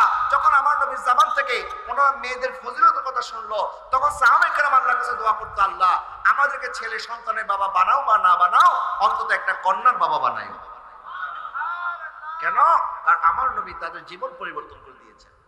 যে সাহাবী হযরত ওমর রাদিয়াল্লাহু তাআলা আনহু, যার খেলাফত 10 বছরের খেলাফত কাল ইসলামের জন্য রহমত ছিল, এই ওমর রাদিয়াল্লাহু তাআলা ইসলাম কবুলের পূর্বে মুসলমানদেরকে দৌড়ে দৌড়ে মারত, অত্যাচার করত, নির্যাতন করত। কিন্তু যখন উনি ইসলাম কবুল করেছেন, আমিরুল মুমিনিন হয়েছেন, তখন দিনের বেলায় উনি খেলাফতের দায়িত্ব পালন করতেন, আর রাতের বেলায় মদিনার অলিতে গলিতে ঘুরতেন, দেখতেন কারো ঘরের মধ্যে কোনো অভাব চলতেছে কিনা। একদিন রাস্তা দিয়ে যাচ্ছেন, মদিনার অলিতে গলিতে হাঁটতে হাঁটতে দেখতেছে একটা ঘর থেকে ধোঁয়া বের হচ্ছে। হযরত ওমর রাদিয়াল্লাহু তাআলা দরজার মধ্যে নক করলেন, বললেন কি হয়েছে, ঘরের মধ্যে ধোঁয়া কেন? ওই মহিলা বলতেছে, আমি একজন বিধবা, আমার সন্তান এতিম, 3 দিন যাবত আমাদের ঘরের মধ্যে কোনো রান্না টান্না হচ্ছে না, আজকে ঘরের মধ্যে খাবার নাই, এই জন্য এই বাচ্চাটা খাবারের জন্য চিৎকার চেঁচামেচি করতেছে। আমি এই জন্য সান্ত্বনা দেওয়ার জন্য আমি চুলার মধ্যে, পাতিলের মধ্যে কিছু পাথর দিয়ে নাড়াচাড়া করতেছি, আর তাকে বলতেছি ঘুমায় পড়ো, কিছুক্ষণের মধ্যে রান্না হয়ে যাবে। পাথর থেকে রান্না করতে হবে, পাথর থেকে খাবার করতে হবে, শুধুমাত্র তাকে ঘুম পাড়ানোর জন্য আমি একটু নাড়াচাড়া করতেছি। আমার বাচ্চাটা ক্ষুধার কারণে ঘুমাতেও পারতেছে না। এই কষ্ট হযরত ওমর রাদিয়াল্লাহু তাআলা বললেন, ঠিক আছে আপনি কিছুক্ষণ অপেক্ষা করেন। উনি চলে গেলেন বাইতুল মালে। বাইতুল মাল থেকে কিছু আটা নিলেন, জিনিসপত্র নিয়ে পিঠের মধ্যে বোঝা নিয়ে যখন উনি রওনা হয়েছেন, রাস্তার মধ্যে ওনার খাদেম হযরত আসলামের সাথে দেখা। আসলাম বলতেছে, আমিরুল মুমিনিন আপনি কেন কষ্ট করে কাঁধের মধ্যে বোঝা বহন করেছেন, এটা আমাকে দেন। তখন হযরত ওমর বলতেছে, কিয়ামতের ময়দানে কি তুমি আমার বোঝা বহন করতে পারবে? বলে, না হুজুর, কিয়ামতের ময়দানে তো সবার নিজের বোঝা নিজেকে বহন করতে হবে, কিয়ামতে কেউ কারো বোঝা বহন করার সুযোগ নাই। হযরত ওমর রাদিয়াল্লাহু তাআলা বলতেছেন, কিয়ামতের ময়দানে যদি তুমি আমার বোঝা বহন করতে না পারো, তাহলে দুনিয়ার মধ্যে এই বোঝা আমাকে বহন করতে দাও। কারণ আমি নবীর সামনে কি জবাব দেবো, আল্লাহ তাআলা কি জবাব দেব, যে আমি মুসলিম জাহানের খলিফা হওয়ার পরে মদিনার ঘরে ঘরে এরকম অভাব চলতেছে। হযরত ওমর রাদিয়াল্লাহু তাআলা যখন ওই ঘরে খাবার নিয়ে গেলেন, তাড়াতাড়ি রান্না করো, রান্না করে বাচ্চাকে খাওয়াচ্ছে, আর কথায় কথায় বলতেছে, মা আপনি হযরত ওমরকে মাফ করে দিয়েন, কারণ ওমর হয়তো আপনার ঘরের খবর রাখতে পারে নাই। ওই মহিলা বলতেছে, না আমি ওমরকে কখনো মাফ করবো না, আল্লাহর কাছে দোয়া করি তোমাকে যেন আল্লাহ ওমরের জায়গায় বসায় দেয়। কারণ উনি তো তখনও জানে না এটা যে হযরত ওমর রাদিয়াল্লাহু তাআলা, বল দোয়া করি তোমাকে যেন আল্লাহ ওমরের জায়গায় বসায় দেয়, কারণ ওমর তো আমার ঘরের খবর নিতে আসে নাই, তুমি আমার ঘরের খবর নিতে আসছো। তখন হযরত ওমর রাদিয়াল্লাহু তাআলা বলতেছেন, মা আপনি ওমরকে ক্ষমা করেন, কিয়ামতের ময়দানে আল্লাহর দরবারে আপনি তাকে নাস্তা নাবুদ করিয়েন না। ওমর যেন তোমায় তো জ্বলে কেন, ওমর যে তোমার তো মায়া লাগে কেন? বলে, আমি হচ্ছি সেই ওমর যার ব্যাপারে আপনি হয়তো আল্লাহর দরবারে অভিযোগ করবেন কিয়ামতের ময়দানে। মা আপনি যত শাস্তি দেওয়ার দুনিয়াতে দিয়ে দেন, আখিরাতে আল্লাহর সামনে আমাকে লাঞ্ছিত করিয়েন না।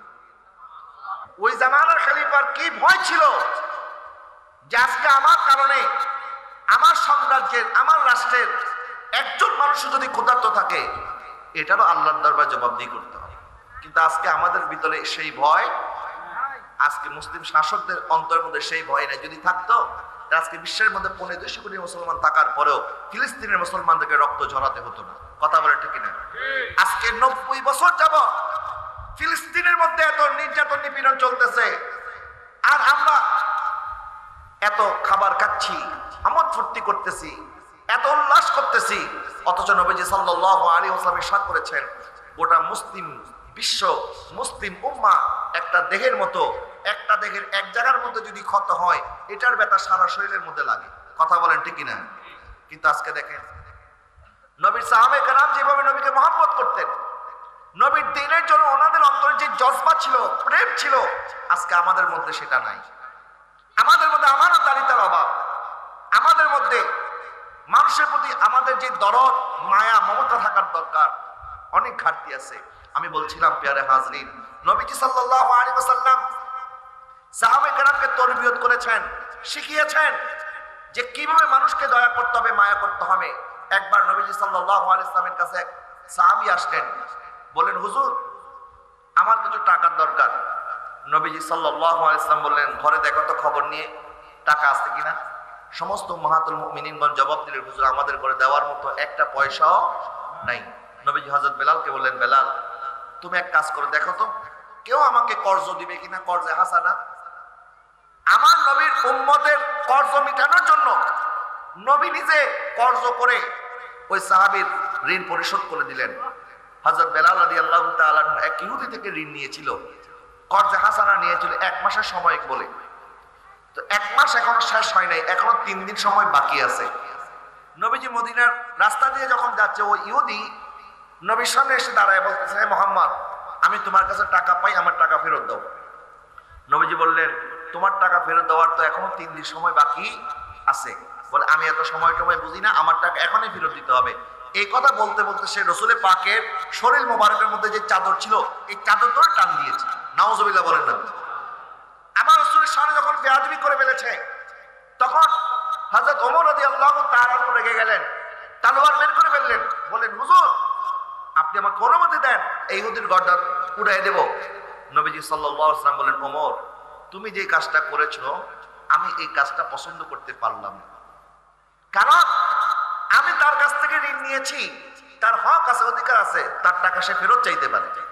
কিন্তু তুমি হয়তো তাকে নসিহত করতে পারো যে ভাই সময় যেহেতু আর 3 দিন বাকি আছে, তুমি রাসূলের পাকের সাথে এইভাবে না করে 3টা দিন তুমি সময় দাও। আর তুমি আমাকে বলতে পারতা হুজুর আপনার কাছে টাকা থাকলে আপনি টাকাটা তাকে দিয়ে দেন। এটা না করে তুমি কেন তার সাথে এরকম আচরণ করেছো? এটা করার কারণে আমার নবী বলেন এক কাজ করো, তুমি তাকে কিছু হাদিয়া দিয়ে দাও, হাদিয়া দিলে তার অন্তর থেকে তোমার প্রতি ঘৃণা দূর হয়ে যাবে। সুবহানাল্লাহ বলেন।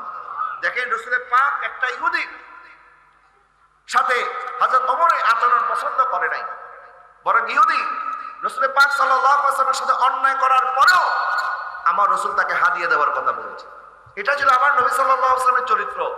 দুশমনের সাথে দুশমনি করে সব সময় জয় লাভ করা যায় না, বরং দুশমনের সাথে অনেক সময় ক্ষমার মাধ্যমে দুশমনের মন জয় করা যায়। এই জন্য আল্লামা ডক্টর ইকবাল বলেছেন যে দিল কো ফাতাহ করতা হে ও ফাতিহ জামান হে, যে দিলের উপরে রাজত্ব করে সে হচ্ছে প্রকৃত বিজয়ী। সুবহানাল্লাহ বলেন। এই ভারতীয় উপমহাদেশের মধ্যে 200 বছর রাজত্ব করেছে ইস্ট ইন্ডিয়া কোম্পানি। এই ইস্ট ইন্ডিয়া কোম্পানির একজন গভর্নর ছিল যার নাম ছিল লর্ড ক্লাইভ।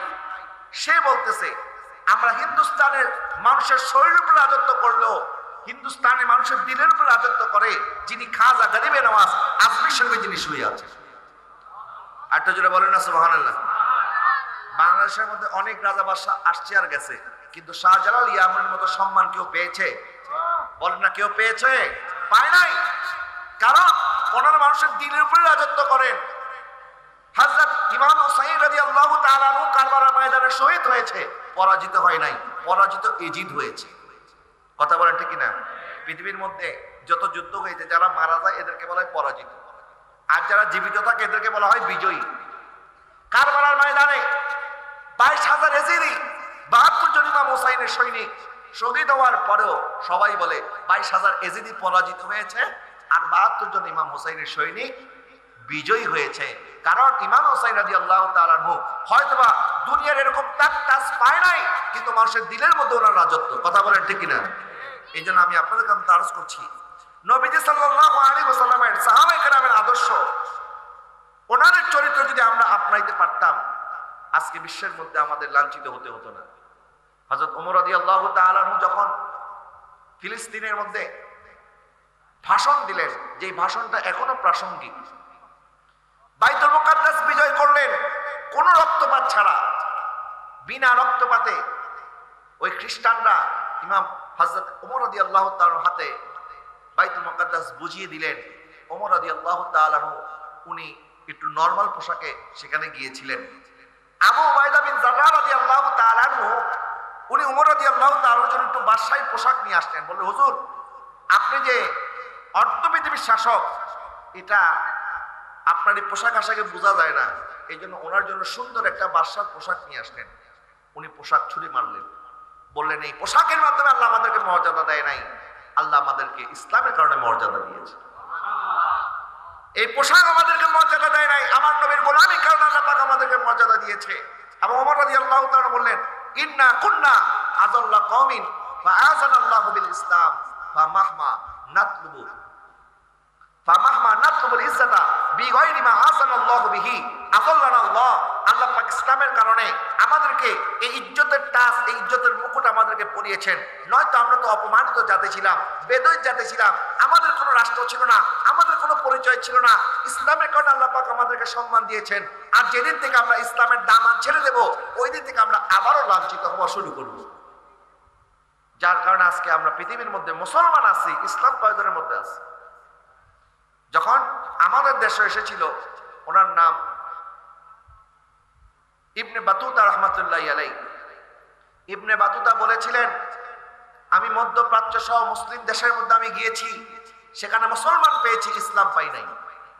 আর আমি যখন পশ্চিমা দেশে গিয়েছি, সেখানে আমি মুসলমান পাই নাই, কিন্তু তাদের মধ্যে ইসলাম পেয়েছি। খাদ্যের মধ্যে ভেজাল পৃথিবীর কোন দেশের মধ্যে, আমাদের দেশের মধ্যে খাদ্যের মধ্যে যে ভেজাল দেওয়া হয়, পৃথিবীর কোন অমুসলিম দেশ এই খাদ্যের মধ্যে ভেজাল তারা দেয় না। আমাদের ফলের মধ্যে ফরমালিন, ফলের মধ্যে কীটনাশক, রাসায়নিক, এরপরে মাছের মধ্যে এরকম রাসায়নিক দিয়ে মাছ তাজা রাখে, ফল তাজা রাখে, এরকম বাঙালিরাই আবিষ্কার করেছে। অন্য কোনো দেশের মানুষের মাথার মধ্যে এগুলো ঢুকবে না। এই জন্য দেখেন, বিভিন্ন দেশে বাংলাদেশের পাসপোর্ট দেখলে মানুষ আমাদেরকে অন্য চোখে দেখে, ইন্ডিয়ার পাসপোর্ট দেখলে অন্য চোখে দেখে না। বাংলাদেশি পাসপোর্ট দেখলে মিডল ইস্টের মধ্যে, অথচ তারাও মুসলমান, আমরাও মুসলমান। তারা বাংলাদেশে দেখলেই হ্যাঁ বাঙালি, মানে মিসকিন, মানে এই ধরনের তারা আমাদেরকে ট্রিট করে। কারণ আমাদের কিছু কাজকর্ম, আমাদের কিছু অভ্যাস, সেখানে আমাদের বাঙালি ভাইরা কিছু অপরাধ করে, যেগুলির কারণে গোটা বাংলাদেশি মানুষের বদনাম হয়। কথা বলে না, ঠিক না? এগুলি পরিবর্তন করার দরকার আছে না নাই? আমি বাবা কাউকে ছোট করার জন্য বলতেছি না, ওয়াল্লাহি আমি শুধুমাত্র আমাদের সংশোধনের নিয়তে বলতেছি। আমরা নামে মুসলমান হলে হবে না, আমাদের ভিতরে ইসলাম থাকতে হবে। কথা বলেন ঠিক না? আর ইসলাম কি? আমার নবী সাত করেছেন, আল মুসলিমু মান সালিমাল মুসলিমুনা মিন লিসানিহি ওয়া ইয়াদিহি। মুসলমান হচ্ছে তারা যার হাত থেকে, মুখ থেকে আরেকজন মুসলমান নিরাপদ থাকে। সুবহানাল্লাহ বলেন। আমাদের হাত থেকে, মুখ থেকে আরেকজন মুসলমান নিরাপদ করে, এটা নিজেরা একটু চিন্তা করেন। এই দেশে অধিকাংশ ভাই তার বোনের সম্পদ মেরে দেয়। আপনি জরিপ করে দেখেন, এখানে অনেকে থাকতে পারেন, অনেকের মন খারাপ হয়ে যাবে এখন আমার এই কথায়, কিচ্ছু করার নাই। কারণ আপনার বাবার সম্পদের মধ্যে আপনার ছেলে হিসাবে যতটুকু অধিকার আছে, আপনার বোন তার কন্যা হিসাবে তার অধিকার আছে। কথা বলেন ঠিক কিনা? আর আপনি যদি বলেন আমার বাবা তো আমার বোনের বিয়ের মধ্যে 1 লাখ টাকা খরচ করছে, এই জন্য জমি দিতাম না, এই কথা বলার কোনো সুযোগ নেই। বরং সম্পদ যখন বন্টন হবে, তখন এটা তো বাবারই উচিত সন্তানদের মধ্যে ফারায়েজ মোতাবেক বন্টন করে দেওয়া। বাবা যদি করে না যায়, তাহলে ভাইয়ের উচিত নিজের সম্পদ সে যেরকম রাখবে, নিজের বোনের সম্পদটাও বুঝিয়ে দিবে। বোনের সম্পদ বুঝিয়ে দেওয়ার পর অনেকে আছে বোনকে বলে, বোন মাফ করে দে, এই কয়েকটা সম্পদ আছে, এগুলি নিয়ে কি করবি, তুই তো শ্বশুরবাড়ি থাকবি, আমরা এগুলি ভোগ করবো। এই যে মাপ চেয়ে নেওয়া, এটাও শরীয়তে জায়েজ নাই। বলেন এটাও শরীয়তে জায়েজ?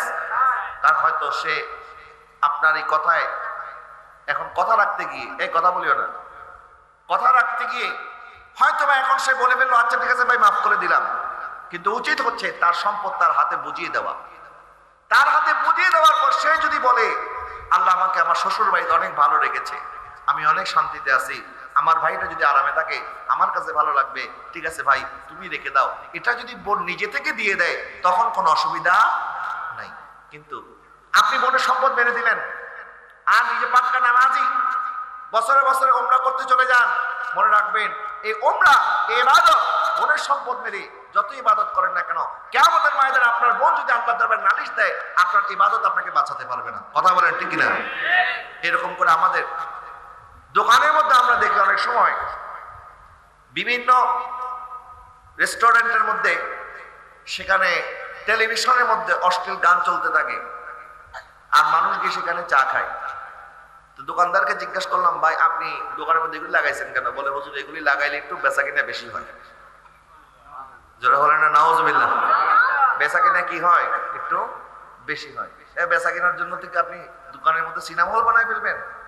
এই যে আমরা যা কাজ করতেছি, নামাজ পড়লাম মসজিদের মধ্যে, সুন্দর করে নামাজ পড়ে আবার মসজিদের মধ্যে বৈশা বৈশা একজন আরেকজনের গীবত করতেছি, এরকম অভ্যাস আছে না নাই? আর আমার মনে হয় ইমাম সাহেবদের যত দোষ, পৃথিবীর কোনো মানুষের এত দোষ নাই। মুসল্লিরা ইমাম সাহেবের যত দোষ বের করে, পৃথিবীর কোনো মানুষের এত দোষ নাই। সব দোষ ইমাম সাহেবের, সব দোষ মুয়াজ্জিনের। আরে বেতন দেন কত? বলে 5,000 টাকা। 5,000 টাকা দেয় বেতন, আর মুয়াজ্জিন আর খাদেমের দোষের কোনো শেষ। আপনি একটা রিস্কাওয়ালাকে জিজ্ঞেস করেন তো তার দৈনিক ইনকাম কত? বলবে 500 টাকা। খরচ দেওয়ার পর 500 টাকা, মাসে 15,000 টাকা একটা রিস্কাওয়ালার বেতন, একটা ইনকাম। আর মসজিদের মধ্যে খাদেমের বেতন দিচ্ছেন আপনি 5,000 টাকা, আবার বড় বড় কথা বলেন। এই হচ্ছে আমাদের চরিত্র। বাবা, নিজে সংশোধন না হয়ে আরেকজনকে সংশোধন করার কোনো সুযোগ নাই। জালালউদ্দিন রুমি রহমাতুল্লাহ আলাইহি বলেছেন, যখন আমি জ্ঞান অর্জন করি নাই তখন মনে হয়েছিল আমি পৃথিবী পরিবর্তন করে ফেলবো, আর যখন জ্ঞান অর্জন করেছি তখন মনে হয়েছে আগে আমাকে নিজেকে পরিবর্তন করতে হবে। নিজেকে পরিবর্তন করতে না পারলে পৃথিবীকে পরিবর্তন করার সুযোগ নাই। আজকে আমরা বলি আমরা এই দেশকে ইসলামী দেশ চাই, চাই কি চাই না? সবাই বলবে চাই। সবাই হাত তুলে দিবেন, হুজুর এই দেশকে ইসলামের দেশ বানাই ফেলবো। আর ইসলাম তো নিজের মধ্যে আগে লাগবে। আগে আপনার সমাজের মধ্যে ইসলাম কায়েম করেন, আপনার রাষ্ট্রের মধ্যে অটোমেটিক ইসলাম কায়েম হয়ে যাবে যদি আমরা মুসলমানরা সবাই সত্যিকার মুসলমান হতে পারি। নবীজি সাল্লাল্লাহু আলাইহি ওয়াসাল্লাম ইরশাদ করলেন, ওয়াল্লাহি লা ইউমিন, ওয়াল্লাহি লা ইউমিন, ওয়াল্লাহি লা ইউমিন। আল্লাহর কসম ওই ব্যক্তি ইমানদার নয়। এই কথাটা আমার নবী 3 বার বলেছেন। কয়বার? সাহাবায়ে কেরাম বলেন, হুজুর কারা ইমানদার নয়? কে ইমানদার নয়? নবীজি সাল্লাল্লাহু আলাইহি ওয়াসাল্লাম ইরশাদ করলেন, আল্লাযী লা ইউমান জারুহু বিওয়াইকাহু, যার দ্বারা প্রতিবেশী নিরাপদ নয়। প্রতিবেশীকে যে অনিষ্ট করে, কষ্ট দেয়, ওই ব্যক্তি কখনো ইমানদার হতে পারে না। বলেন নাউজুবিল্লাহ। আমাদের প্রতিবেশীর সাথে আমাদের সুসম্পর্ক বজায় রাখতে হবে। প্রতিবেশীকে কষ্ট দেওয়া যাবে না। অনেকে আছে নিজের ঘরের ময়লাটা আরেকজনের ঘরের সামনে রেখে আসে, এরকম আছে না অনেকে? আবার দেখবেন 1 ইঞ্চি জায়গার জন্য প্রতিবেশীর সাথে একদম সকাল সন্ধ্যা ঝগড়া। নবীজি সাল্লাল্লাহু আলাইহি ওয়াসাল্লাম প্রতিবেশীর হকের কথা এমন ভাবে বলেছেন, একটু সামনে দিকে আসেন। বারবার আপনাদেরকে রিকোয়েস্ট করা হচ্ছে একটু কষ্ট করে সামনে দিকে আসলে, পিছনে অনেকে দাঁড়ায় আছে, আর হয়তো বসতে পারবেন। এখানে বাম পাশে একটু জায়গা খালি আছে, একটু সবাই অল্প কষ্ট করে একটু আপনি একটু সামনে দিকে আসলেন, তাহলে পিছনে অনেক ভাইরা বসার সুযোগ পাবে। সালাতুন ইয়া রাসূলুল্লাহ আলাইকুম।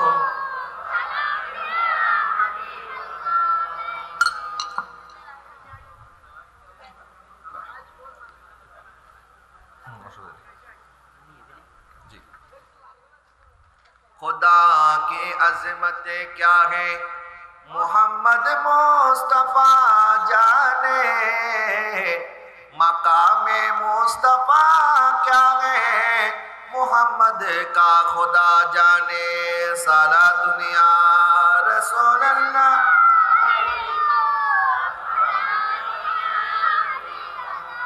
बकारे के शहरा नम अगसनी या रसूल अल्लाह, परेशान में अगसनी या रसूल अल्लाह। साला दुनिया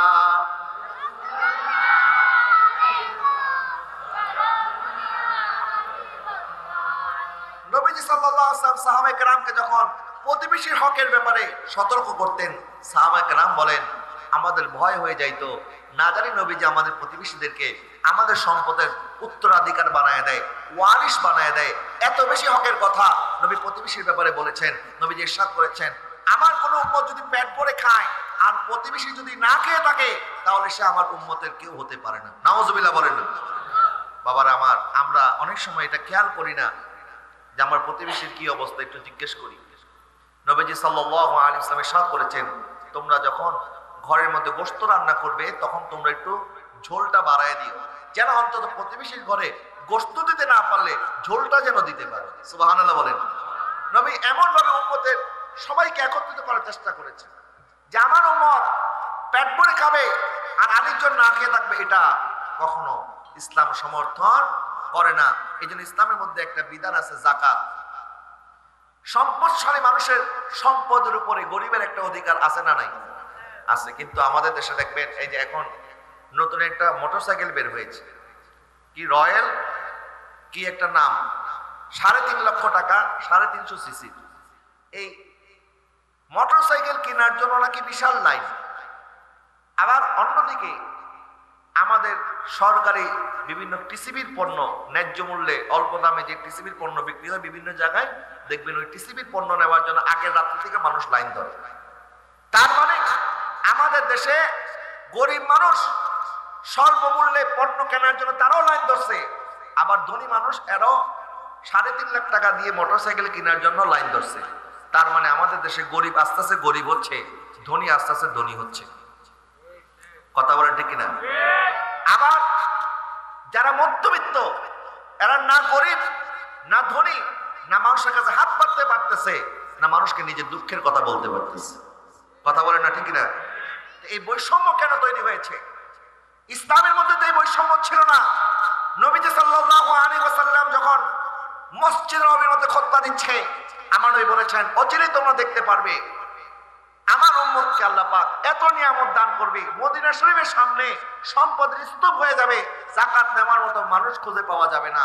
দেখা গেছে ওমর বিন আব্দুল আজিজ রাদিয়াল্লাহু তাআলা জামানার মধ্যে মুসলমানদেরকে আল্লাহ পাক এমন সমৃদ্ধশালী দান করেছে, মুসলমানরা তখন এমন ভাবে যাকাত দিয়েছে, যাকাত নেওয়ার মতো মানুষ খুঁজে পাওয়া যায় নাই। জোরে বলেন না সুবহানাল্লাহ।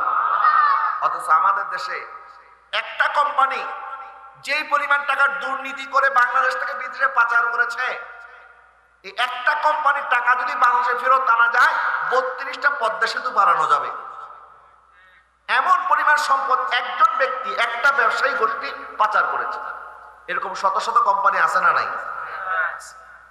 এই যে আরেকজনকে মেরে বড়লোক হওয়ার যে ধান্দা, এগুলি তো ভাই আমাদের দেশে তো ইন্ডিয়া থেকে এসে এরা কেউ করে নাই, এগুলো তো আমাদের দেশের মানুষ করেছে। এই জন্য বাইরের শত্রুর চাইতে ভিতরের শত্রু এটা বড় শত্রু।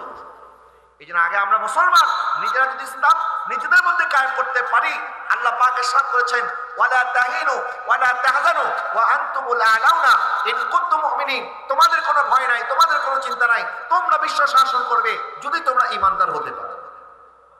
জোরে বলেন না সুবহানাল্লাহ। নবীজি সাল্লাল্লাহু আলাইহি ওয়াসাল্লাম যখন 313 জনকে নিয়ে নবীজি যখন রওনা করেছেন বদরের ময়দানের দিকে, মদিনার মধ্যে ইহুদি যারা ছিল এরা টিটকারি করতেছে, বলে এদের না আছে কাপড় চোপড়ের ঠিক, না আছে এদের কাছে অস্ত্র, কিচ্ছু নাই। এরা যাচ্ছে কুরাইশদের মতো মক্কা 1000 কুরাইশের মোকাবেলা করতে, তোমরা কখনো ওগুলি পারবা না। এই কথা বলে তখন মুসলমানদেরকে তারা টিটকারি করতো। আর তারা জবাব দিয়েছিল আমাদের কাছে হয়তো তালোয়ার নাই, ঢাল নাই, আমাদের কাছে বল্লম নাই, কিন্তু আমাদের কাছে আমার নবীর মহব্বত আছে।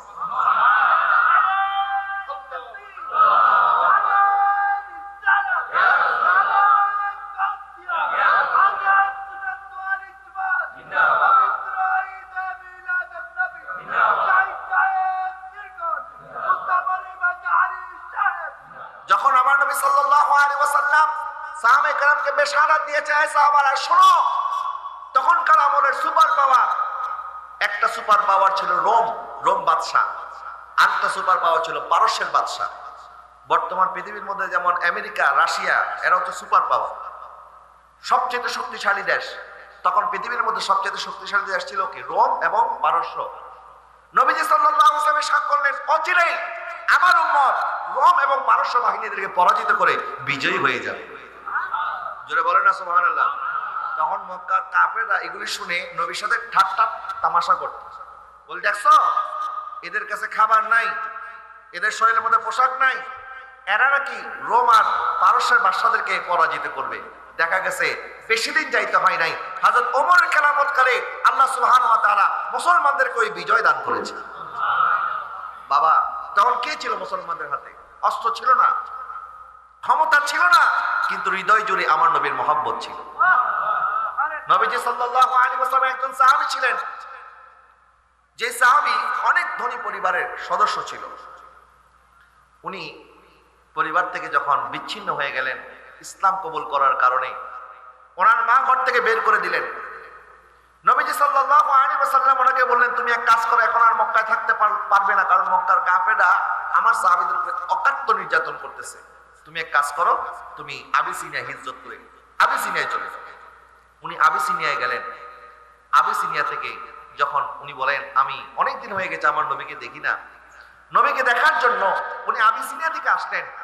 আর নবী দেখলেন তার সারা শরীরের মধ্যে কাপড়ের জায়গায় জায়গায় ছিঁড়ে গেছে। নবীজি সাল্লাল্লাহু আলাইহি ওয়াসাল্লাম বলতেছেন, আমি তো ইসলাম কবুলের পূর্বে তোমাকে দেখেছি তুমি সবসময় নতুন কাপড় পরতে, শরীর থেকে মেশ কাপড়ের সুঘ্রাণ আসতো, আর আজকে ইসলাম কবুল করার কারণে তোমার এই কঠিন অবস্থা। তখন এই সাহাবী বলে, হুজুর আপনি ছেঁড়া কাপড় চোপড় কি দেখছেন? এই জীবন যতক্ষণ বাকি আছে আপনি নবীর জন্য জীবন রেখে দিয়েছি, আপনি বলতে দেরি করবেন, আপনার জন্য জীবন দিতে দেরি করবেন। যখন উহুদের ময়দানে সাহাবায়ে কেরাম শাহাদাত বরণ করলেন, এর মধ্যে একজন ছিলেন তিনি, যার হাতে উহুদের ময়দানে মুসলমানদের ঝান্ডা ছিল। নবীজি সাল্লাল্লাহু আলাইহি ওয়াসাল্লাম বললেন, আমার এই 70 জন সাহাবীর আত্মীয়স্বজন যারা আছো, তোমরা তাদের জন্য কাপড়ের ব্যবস্থা করো। সেই যুদ্ধের মধ্যে আমার নবীর চাচা হযরত আমির হামজা রাদিয়াল্লাহু তাআলা উনি শাহাদাত বরণ করেছেন। নবীর চাচা হযরত সাফিয়া রাদিয়াল্লাহু তাআলা আনহা নবীর চাচার জন্য কাপড় নিয়ে এসেছেন। নবী সাল্লাল্লাহু আলাইহি ওয়াসাল্লাম বললেন, চাচি আপনি আমার চাচার জন্য যে কাপড় নিয়ে এসেছেন, আমার এই সাহাবীর কোনো আত্মীয়স্বজন নাই, তার পরিবারের কেউ নাই, চাচি আপনি ওর মধ্যে দিয়ে আমার চাচার কাপড়কে 2 টুকরা করে আমার এই সাহাবীকে ওই কাপড়ের মধ্যে ঢুকাইতে চাই। জোরে বলেন না সুবহানাল্লাহ। দেখেন, যে সময় মুসলমানদের কাছে কাপড় ছিল না, তখন আল্লাহ পাক মুসলমানদেরকে বিজয় করেছে। কথা বলেন না ঠিক কিনা? আজকে মুসলমানের কিসের অভাব, কিসের কারণে আজকে আমরা বারবার পরাজিত হচ্ছি? আমাদের কাছে ঈমানের দুর্বলতা আছে, নবীর প্রেমের ঘাটতি আছে। মুসলমান হওয়ার পরেও আজকে আমরা কাফের মুশরিকদের কাছে আমাদের ঈমান বিক্রি করে দিচ্ছি। আজকে যদি ফিলিস্তিনের আশেপাশে যতগুলি মুসলিম প্রধান দেশ আছে, তারা যদি চাইতো, এই ইহুদিরা কখনো সেখানে বসতি স্থাপন করতে পারতো না। কথা বলে ঠিক না?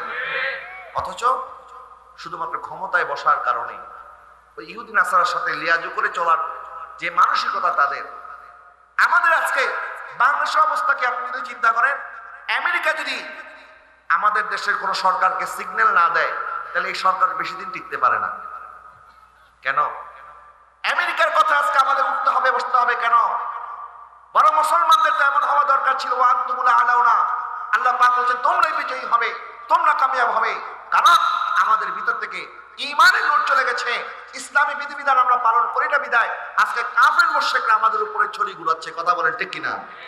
আবার যদি আমরা মুসলমানরা জেগে উঠি, মুসলমানদের এই ঈমানকে যদি আমরা মজবুত করতে পারি, যে প্রেম ভালোবাসা আমার নবীর সাহাবীরা নবীর প্রতি করেছেন, নবীর প্রতি ডেডিকেশন ছিলেন, যাদের কাছে খাবার ছিল না কিন্তু হৃদয় জুড়ে আমার নবীর মহব্বত ছিল। সুবহানাল্লাহ বলেন। বদরের ময়দানে 70 রমাদান আমার নবী উপস্থিত হয়েছেন, সাহাবায়ে কেরামের হাতে একটা একটা করে খেজুর তুলে দিলেন। আর এই সাহাবায়ে কেরাম একটা খেজুরকে রোজা রাখলেন, আর খেজুরের বিচিটা পকেটের মধ্যে রেখে দিয়েছেন, যে সন্ধ্যার সময় এটা দিয়ে আমরা চুষে চুষে ইফতার করি। অভিযোগ করে নাই, হুজুর আপনি আল্লাহকে বলেন না আল্লাহ যেন জান্নাত থেকে খাবার নাজিল করে। ঈসা আলাইহিস সালামের উম্মতের জন্য করতে পারে, আমাদের জন্য কেন পারবে না? সাহাবায়ে কেরাম একবারও খাবারের কথা বলে নাই। যখন নবী সাল্লাল্লাহু আলাইহি ওয়াসাল্লাম খন্দকের ময়দানে সাহাবায়ে কেরাম খন্দক খনন করতেছেন, সাহাবায়ে কেরামের অবস্থা দেখে আমার নবীর বড় আফসোস হলো। কিন্তু সাহাবায়ে কেরাম ওই অবস্থায়ও পেটের মধ্যে পাথর বেঁধেছে। অপরদিকে কাফের মুশরিক 50,000 কাফের মুশরিক তারা অপরদিকে উপরজুপুরি খাওয়া দাওয়া করতেছে, আমোদ ফুর্তি করতেছে, তাদের তাঁবু থেকে নাচ গানের শব্দ আসতেছে। কিন্তু মুসলমান পেটের মধ্যে পাথর বেঁধে খন্দক খনন করে যাচ্ছে। সাহাবায়ে কেরাম একবারও বলে নাই, হুজুর আমাদের খাবারের ব্যবস্থা করে দেন, নাহলে আমরা তাদের দলে চলে যাব। বরং সাহাবায়ে কেরাম ওনারা এই কবিতা তেলাওয়াত করতো, ওয়াল্লাহি লাউলাল্লাহু মাহাদাইনা ওয়ালা তাসাদদাকনা ওয়ালা সাল্লাইনা ফাআনজিল সাকিনাতান আলাইনা ওয়াসাফিত আকদামা ইল্লা কাইনা ইন্নাল উলা ক্বাদ বাগাও আলাইনা ওয়া ইযা আরাদু ফিতনাতান আবাইনা ওয়ারাফা বিআসাউতাহু আবাইনা আবাইনা। তারা বলতো ইয়া রাসূলুল্লাহ আপনার কারণে আমরা আল্লাহর পরিচয় পেয়েছি, নামাজ পড়ি, রোজা রাখি, সবকিছু আপনার জন্য আমরা পেয়েছি। ইয়া রাসূলুল্লাহ মক্কার কাফেররা আমাদের সাথে অন্যায় করেছে, তারপরেও আল্লাহ সুবহানাহু ওয়া তাআলা আমাদের অন্তরের মধ্যে যে সাকিনা দান করেছে, এই জন্য আমরা তাদের বিরুদ্ধে এখনো লড়াই করতেছি।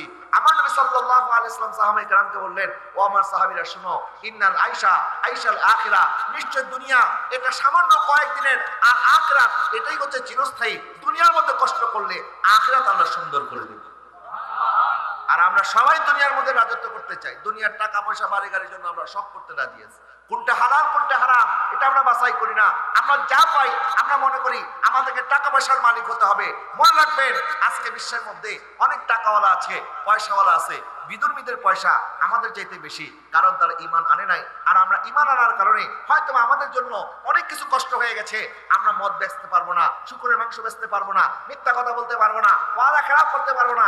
এগুলি বলার কারণে দুনিয়ার মধ্যে আমাদের বন্ধু কমে গেল, আল্লাহ এবং তার রাসূলের বন্ধু আমরা হতে পারবো। কথা বলেন ঠিক কিনা? যদি আল্লাহ রাসূল আমার হয়ে যায় আর পৃথিবীর আর কিছু আমাদের দরকার আছে নাই। এই জন্য কি মোহাম্মদ से वफा तूने तो हम तेरे हैं, ये जहां चीजें हैं क्या लोह कलम तेरे हैं। আল্লামা ডক্টর ইকবাল বলেছেন রাসূলের ওফাদার যদি হতে পারো, এই দুনিয়া কি আল্লাহর লৌহ কালাম তোমার হয়ে যাবে। সুবহানাল্লাহ বলেন। বাবা দুনিয়া সামান্য কয়েকদিনের, এই সামান্য কয়েকদিনের দুনিয়ার মধ্যে আমরা যদি কোন রকম দিন ইসলামের উপরে ঈমান সহকারে জীবন পার করে দিতে পারি, আমাদের আখিরাত সুন্দর হবে, আমরা জান্নাতে নবীর সাথে থাকতে পারবো ইনশাআল্লাহ বলেন। এই দুনিয়া ঈমানদারদের জন্য কি সহজ না কঠিন? কঠিন। বলেন ঈমানদারদের জন্য এই দুনিয়াটা কি কঠিন? নবী ইরশাদ করেছেন আদ দুনিয়া সিজনুল মুমিন ওয়াল জান্নাতুল কাফির। দুনিয়াটা ঈমানদারদের জন্য একটা জেলখানা। বলেন ঈমানদারদের জন্য একটা কি খানা? আর কাফেরদের জন্য দুনিয়া জান্নাত। এই জন্য আমাদের ওই ঈমানদারদেরকে কদমে কদমে পরীক্ষা দিতে হবে, হালাল হারাম বাছাই করে চলতে হবে। মন যা চায় আমরা সেটা করতে পারবো, আগে দেখতে হবে এটা ইসলামের মধ্যে আছে কিনা। আমার মা বোনরা পর্দার মধ্যে থাকবেন, আমার ভাইরা হালাল রিজিক অন্বেষণ করবেন, হালাল উপার্জন করবেন, কারণ ইবাদত কবুল হওয়ার পূর্ব শর্ত হালাল উপার্জন করা। হারাম উপার্জন করে ইবাদত করলে আল্লাহর দরবারে সেই ইবাদত কবুল হবে না। এবং ঈমান আমলকে সালামত রাখবেন, বাতিল ফিরকা থেকে নিজেকে বাঁচাবেন। আল্লাহ সুবহানাহু ওয়া তাআলা তার প্রিয় হাবিবের ভালোবাসা প্রেম আমাদেরকে বুঝান, জীবনের চাইতে আমার নবীকে ভালোবাসার তৌফিক আল্লাহ আমাদেরকে দান করুন। বলেন আমিন। আজকের মাহফিলের জন্য যারা টাকা পয়সা শ্রম বুদ্ধির মাধ্যমে খেদমত করেছেন, পশ্চিম এলাহাবাদ যুব সমাজের সকল ভাইদেরকে ধন্যবাদ, মোবারকবাদ জানিয়ে আমি আমার আলোচনা এখানে শেষ করছি। আল্লাহুম্মা আমিন। ربنا ظلمنا أنفسنا وإن لم تغفر لنا وترحمنا لنكونن من الخاسرين. ربنا آتنا في الدنيا حسنة وفي الآخرة حسنة وقنا عذاب النار وأدخلنا الجنة مع الأبرار يا عزيز يا غفار يا رب العالمين. اللهم صل وسلم وزد وبارك على سيدنا محمد وعلى آل محمد كما تحب وترضى بأن تصلي عليه صلاة وسلام عليك يا سيدي يا رسول الله. জীবনে হবে কি তোমার দিদার ইয়া রাসূলুল্লাহ, এ আশায় রয়েছি মোরা গুনাহগার ইয়া রাসূল। না छोटे हाथ से दामने तुम्हारा या रसूल अल्लाह, हमेशा ये रहे कायम सहारा या रसूल। या रब्बुल आलमीन बहुत बोले करीम আল্লাহ আমরা গুনাহগার সিয়াকার না খাতা না রে গেলে তোমার হাবিবের উম্মত আল্লাহ গভীর রজনীতে তোমার শাহী দরবার আমরা হাত বাড়াইলাম। মাবুদ যার হাত তোমার পছন্দ হয় তার হাতের উসিলায় আমাদের সকলের দোয়া মুনাজাত তোমার শাহী দরবারে কবুল করে নাও। আল্লাহ আমাদের জানা গুনাহ অজানা গুনাহ ইচ্ছা গুনাহ অনিচ্ছা গুনাহ প্রকাশ্য গুনাহ গোপন গুনাহ যত গুনাহ কথা আমরা করেছি মাওলার সমস্ত গুনাহের জন্য আমরা লজ্জিত। আল্লাহ আমরা তওবা করতেছি মাওলা, আমাদের জীবনের তামাম গুনাহ তুমি মাফ করে দাও। আল্লাহ আমাদের মা বাবা দাদা দাদি নানি শ্বশুর শাশুড়ি পরিজন আত্মীয় স্বজন পাড়া প্রতিবেশী সকল মুসলিম উম্মার জীবনের গুনাহ তুমি মাফ করে দাও। আল্লাহ এলাকার কবরস্থানের মধ্যে আল্লাহ যত কবরবাসী ঘুমিয়ে আছেন মাওলা, আল্লাহ যাদের আপনজন কবরবাসী হয়েছেন, যাদের মা কবরে বাবা কবরে, আল্লাহ প্রত্যেকের কবরবাসীর কবরকে তুমি আল্লাহ জান্নাতের বাগান বানায়া দাও। আল্লাহ তাদের প্রত্যেকের জীবনের তামাম সমস্ত গুনাহগার তুমি মাফ করে দিয়ে আল্লাহ তাদের কাফনের কাপড়কে জান্নাতের লেবাস বানায়া দাও। রব্বির হামহুমা কামা রব্বায়ানি সগীরা। ইয়া রাব্বাল আলামিন, আমাদের যাদের মা বাবা দুনিয়াতে আছে আল্লাহ আমাদের মা বাবাকে আল্লাহ হায়াতে তাইয়্যিবা নসিব করে দাও। সন্তানদেরকে মা বাবার খেদমত করার তৌফিক দান করে দাও। আল্লাহ যারা যারা অসুস্থ আল্লাহ তাদেরকে পরিপূর্ণ সুস্থতা নসিব করে দাও। আল্লাহ যারা বেকার আছেন হালাল রুজি রোজগারের ব্যবস্থা করে দাও। আল্লাহ যারা চাকরি করছেন চাকরির মধ্যে প্রমোশন দান করো, যারা ব্যবসা করছেন ব্যবসার মধ্যে উন্নতি দান করো। আল্লাহ এলাকার যত প্রবাসী ভাই বোন আল্লাহ বিদেশের বাড়িতে আছে আল্লাহ সকল প্রবাসী ভাই বোনদের হায়াতে তাইয়্যিবা নসিব করে দাও। আল্লাহ পশ্চিমের আবাদ আল্লাহ যুব সমাজের ভাইরা আজকের এই মাহফিলের জন্য যারা টাকা দিয়ে পয়সা দিয়ে শ্রম দিয়ে বুদ্ধি দিয়ে আল্লাহ বিভিন্ন ভাবে খেদমত করলে মাহফিলকে সাজিয়েছেন, আল্লাহ আমার ভাইদেরকে দোনো জাহানের কামিয়াবি নসিব করে দাও। আল্লাহ যে সকল মা বোনরা আল্লাহ আজকের এই মাহফিলের জন্য দান সদকা করেছে আল্লাহ মা বোনদের দান সদকাকে তোমার দরবারে কবুল করে নাও। আল্লাহ যত প্রবাসী ভাইরা বিদেশ থেকে মাওলা আল্লাহ এই মাহফিলের জন্য সহযোগিতা পাঠিয়েছেন মাওলা, আল্লাহ সকল প্রকার বালা মুসিবত থেকে আল্লাহ আমার প্রবাসী ভাই বোনদেরকে তুমি হেফাজত করো। ইয়া রাব্বাল আলামিন, আল্লাহ আমাদের প্রত্যেককে 5 ওয়াক্ত নামাজ বা জামাত আদায় করার তৌফিক দান করো। আমাদেরকে হালাল রুজি রোজগারের ব্যবস্থা করে দাও। হারাম থেকে আল্লাহ আমাদের সবাইকে দূরে থাকার তৌফিক দান করো। আল্লাহ আমাদের সন্তানদেরকে নেক সন্তান হিসেবে কবুল আর মঞ্জুর করে নাও। আল্লাহ এলাকার সকল যুবক যুবতী তরুণ তরুণী ভাই বোনদেরকে গুনাহের কাছ থেকে আল্লাহ তুমি হেফাজত করো। শয়তানের ওয়াসওয়াসা থেকে আমাদেরকে হেফাজত করো। আল্লাহ বাতিল ফিতনার চক্রান্ত থেকে আমাদের ঈমান আমলকে রক্ষা করো। ইয়া রাব্বাল আলামিন, আল্লাহ আমার যত মুরব্বী বাবারা আছে আল্লাহ সকল মুরব্বীদেরকে আল্লাহ সেহাতে কামেলা নসিব করে দাও। ইয়া রাব্বাল আলামিন, আল্লাহ আজকে আমার ভাইরা যারা যে উদ্দেশ্যে আমি গুনাহগার সাথে আমিন আমিন বলতেছে মাওলা, প্রত্যেকের মনের জায়েজ তামান্না তুমি পুরা করে দাও। আল্লাহ পর্দার সে মা বোনরা যারা হাত ধরেছে মাওলা তাদের হাতগুলি তোমার শাহিদার বলে কবুল করে নাও। আল্লাহ মাদেরকে পর্দার মধ্যে থাকার তৌফিক দান করো। আল্লাহ আমাদের জীবনে একবার হাজে বাইতুল্লাহ আল্লাহ সোনার মদিনার জিয়ারত না করে কবরে নিও না। শয়নে স্বপ্নে ঘুমে জাগরণে আল্লাহ তোমার নবী রাহমাতুল লিল আলামিনের দিদার করাইয়া আল্লাহ তারপরে আমাদেরকে মালাকুল মউতের সাক্ষাৎ করাইও। মওলা কারীম মউতের নিদানে আল্লাহ সাকারাত যখন শুরু হয়ে যাবে মাওলা, ওই কঠিন মুহূর্তে আল্লাহ ওই নিদানের কালে তোমার হাবিব রাহমাতুল লিল আলামিনের চেহারা দেখাইয়া আমাদের প্রত্যেকের মুখে এবং কলবে জারি করে দিও মধুর কালেমা লা ইলাহা ইল্লাল্লাহু মুহাম্মাদুর রাসূলুল্লাহ। জালালউদ্দিন সুয়ুতি ৭৫ বার দেখল নবীজি। জালালউদ্দিন সুয়ুতি ৭৫ বার দেখল নবীজি। এতবার দেখিয়াও নবী, এতবার দেখিয়াও নবী, তৃপ্তি তাহার হলো না। মদিনা মদিনা আশিক মুমিনের ঠিকানা। মদিনা মদিনা আশিক মুমিনের ঠিকানা। দিদার চেয়ে কাঁদো তোমরা, দিদার চেয়ে কাঁদো তোমরা, হও না নবীর দিওয়ানা। মদিনা মদিনা আশিক মুমিনের ঠিকানা।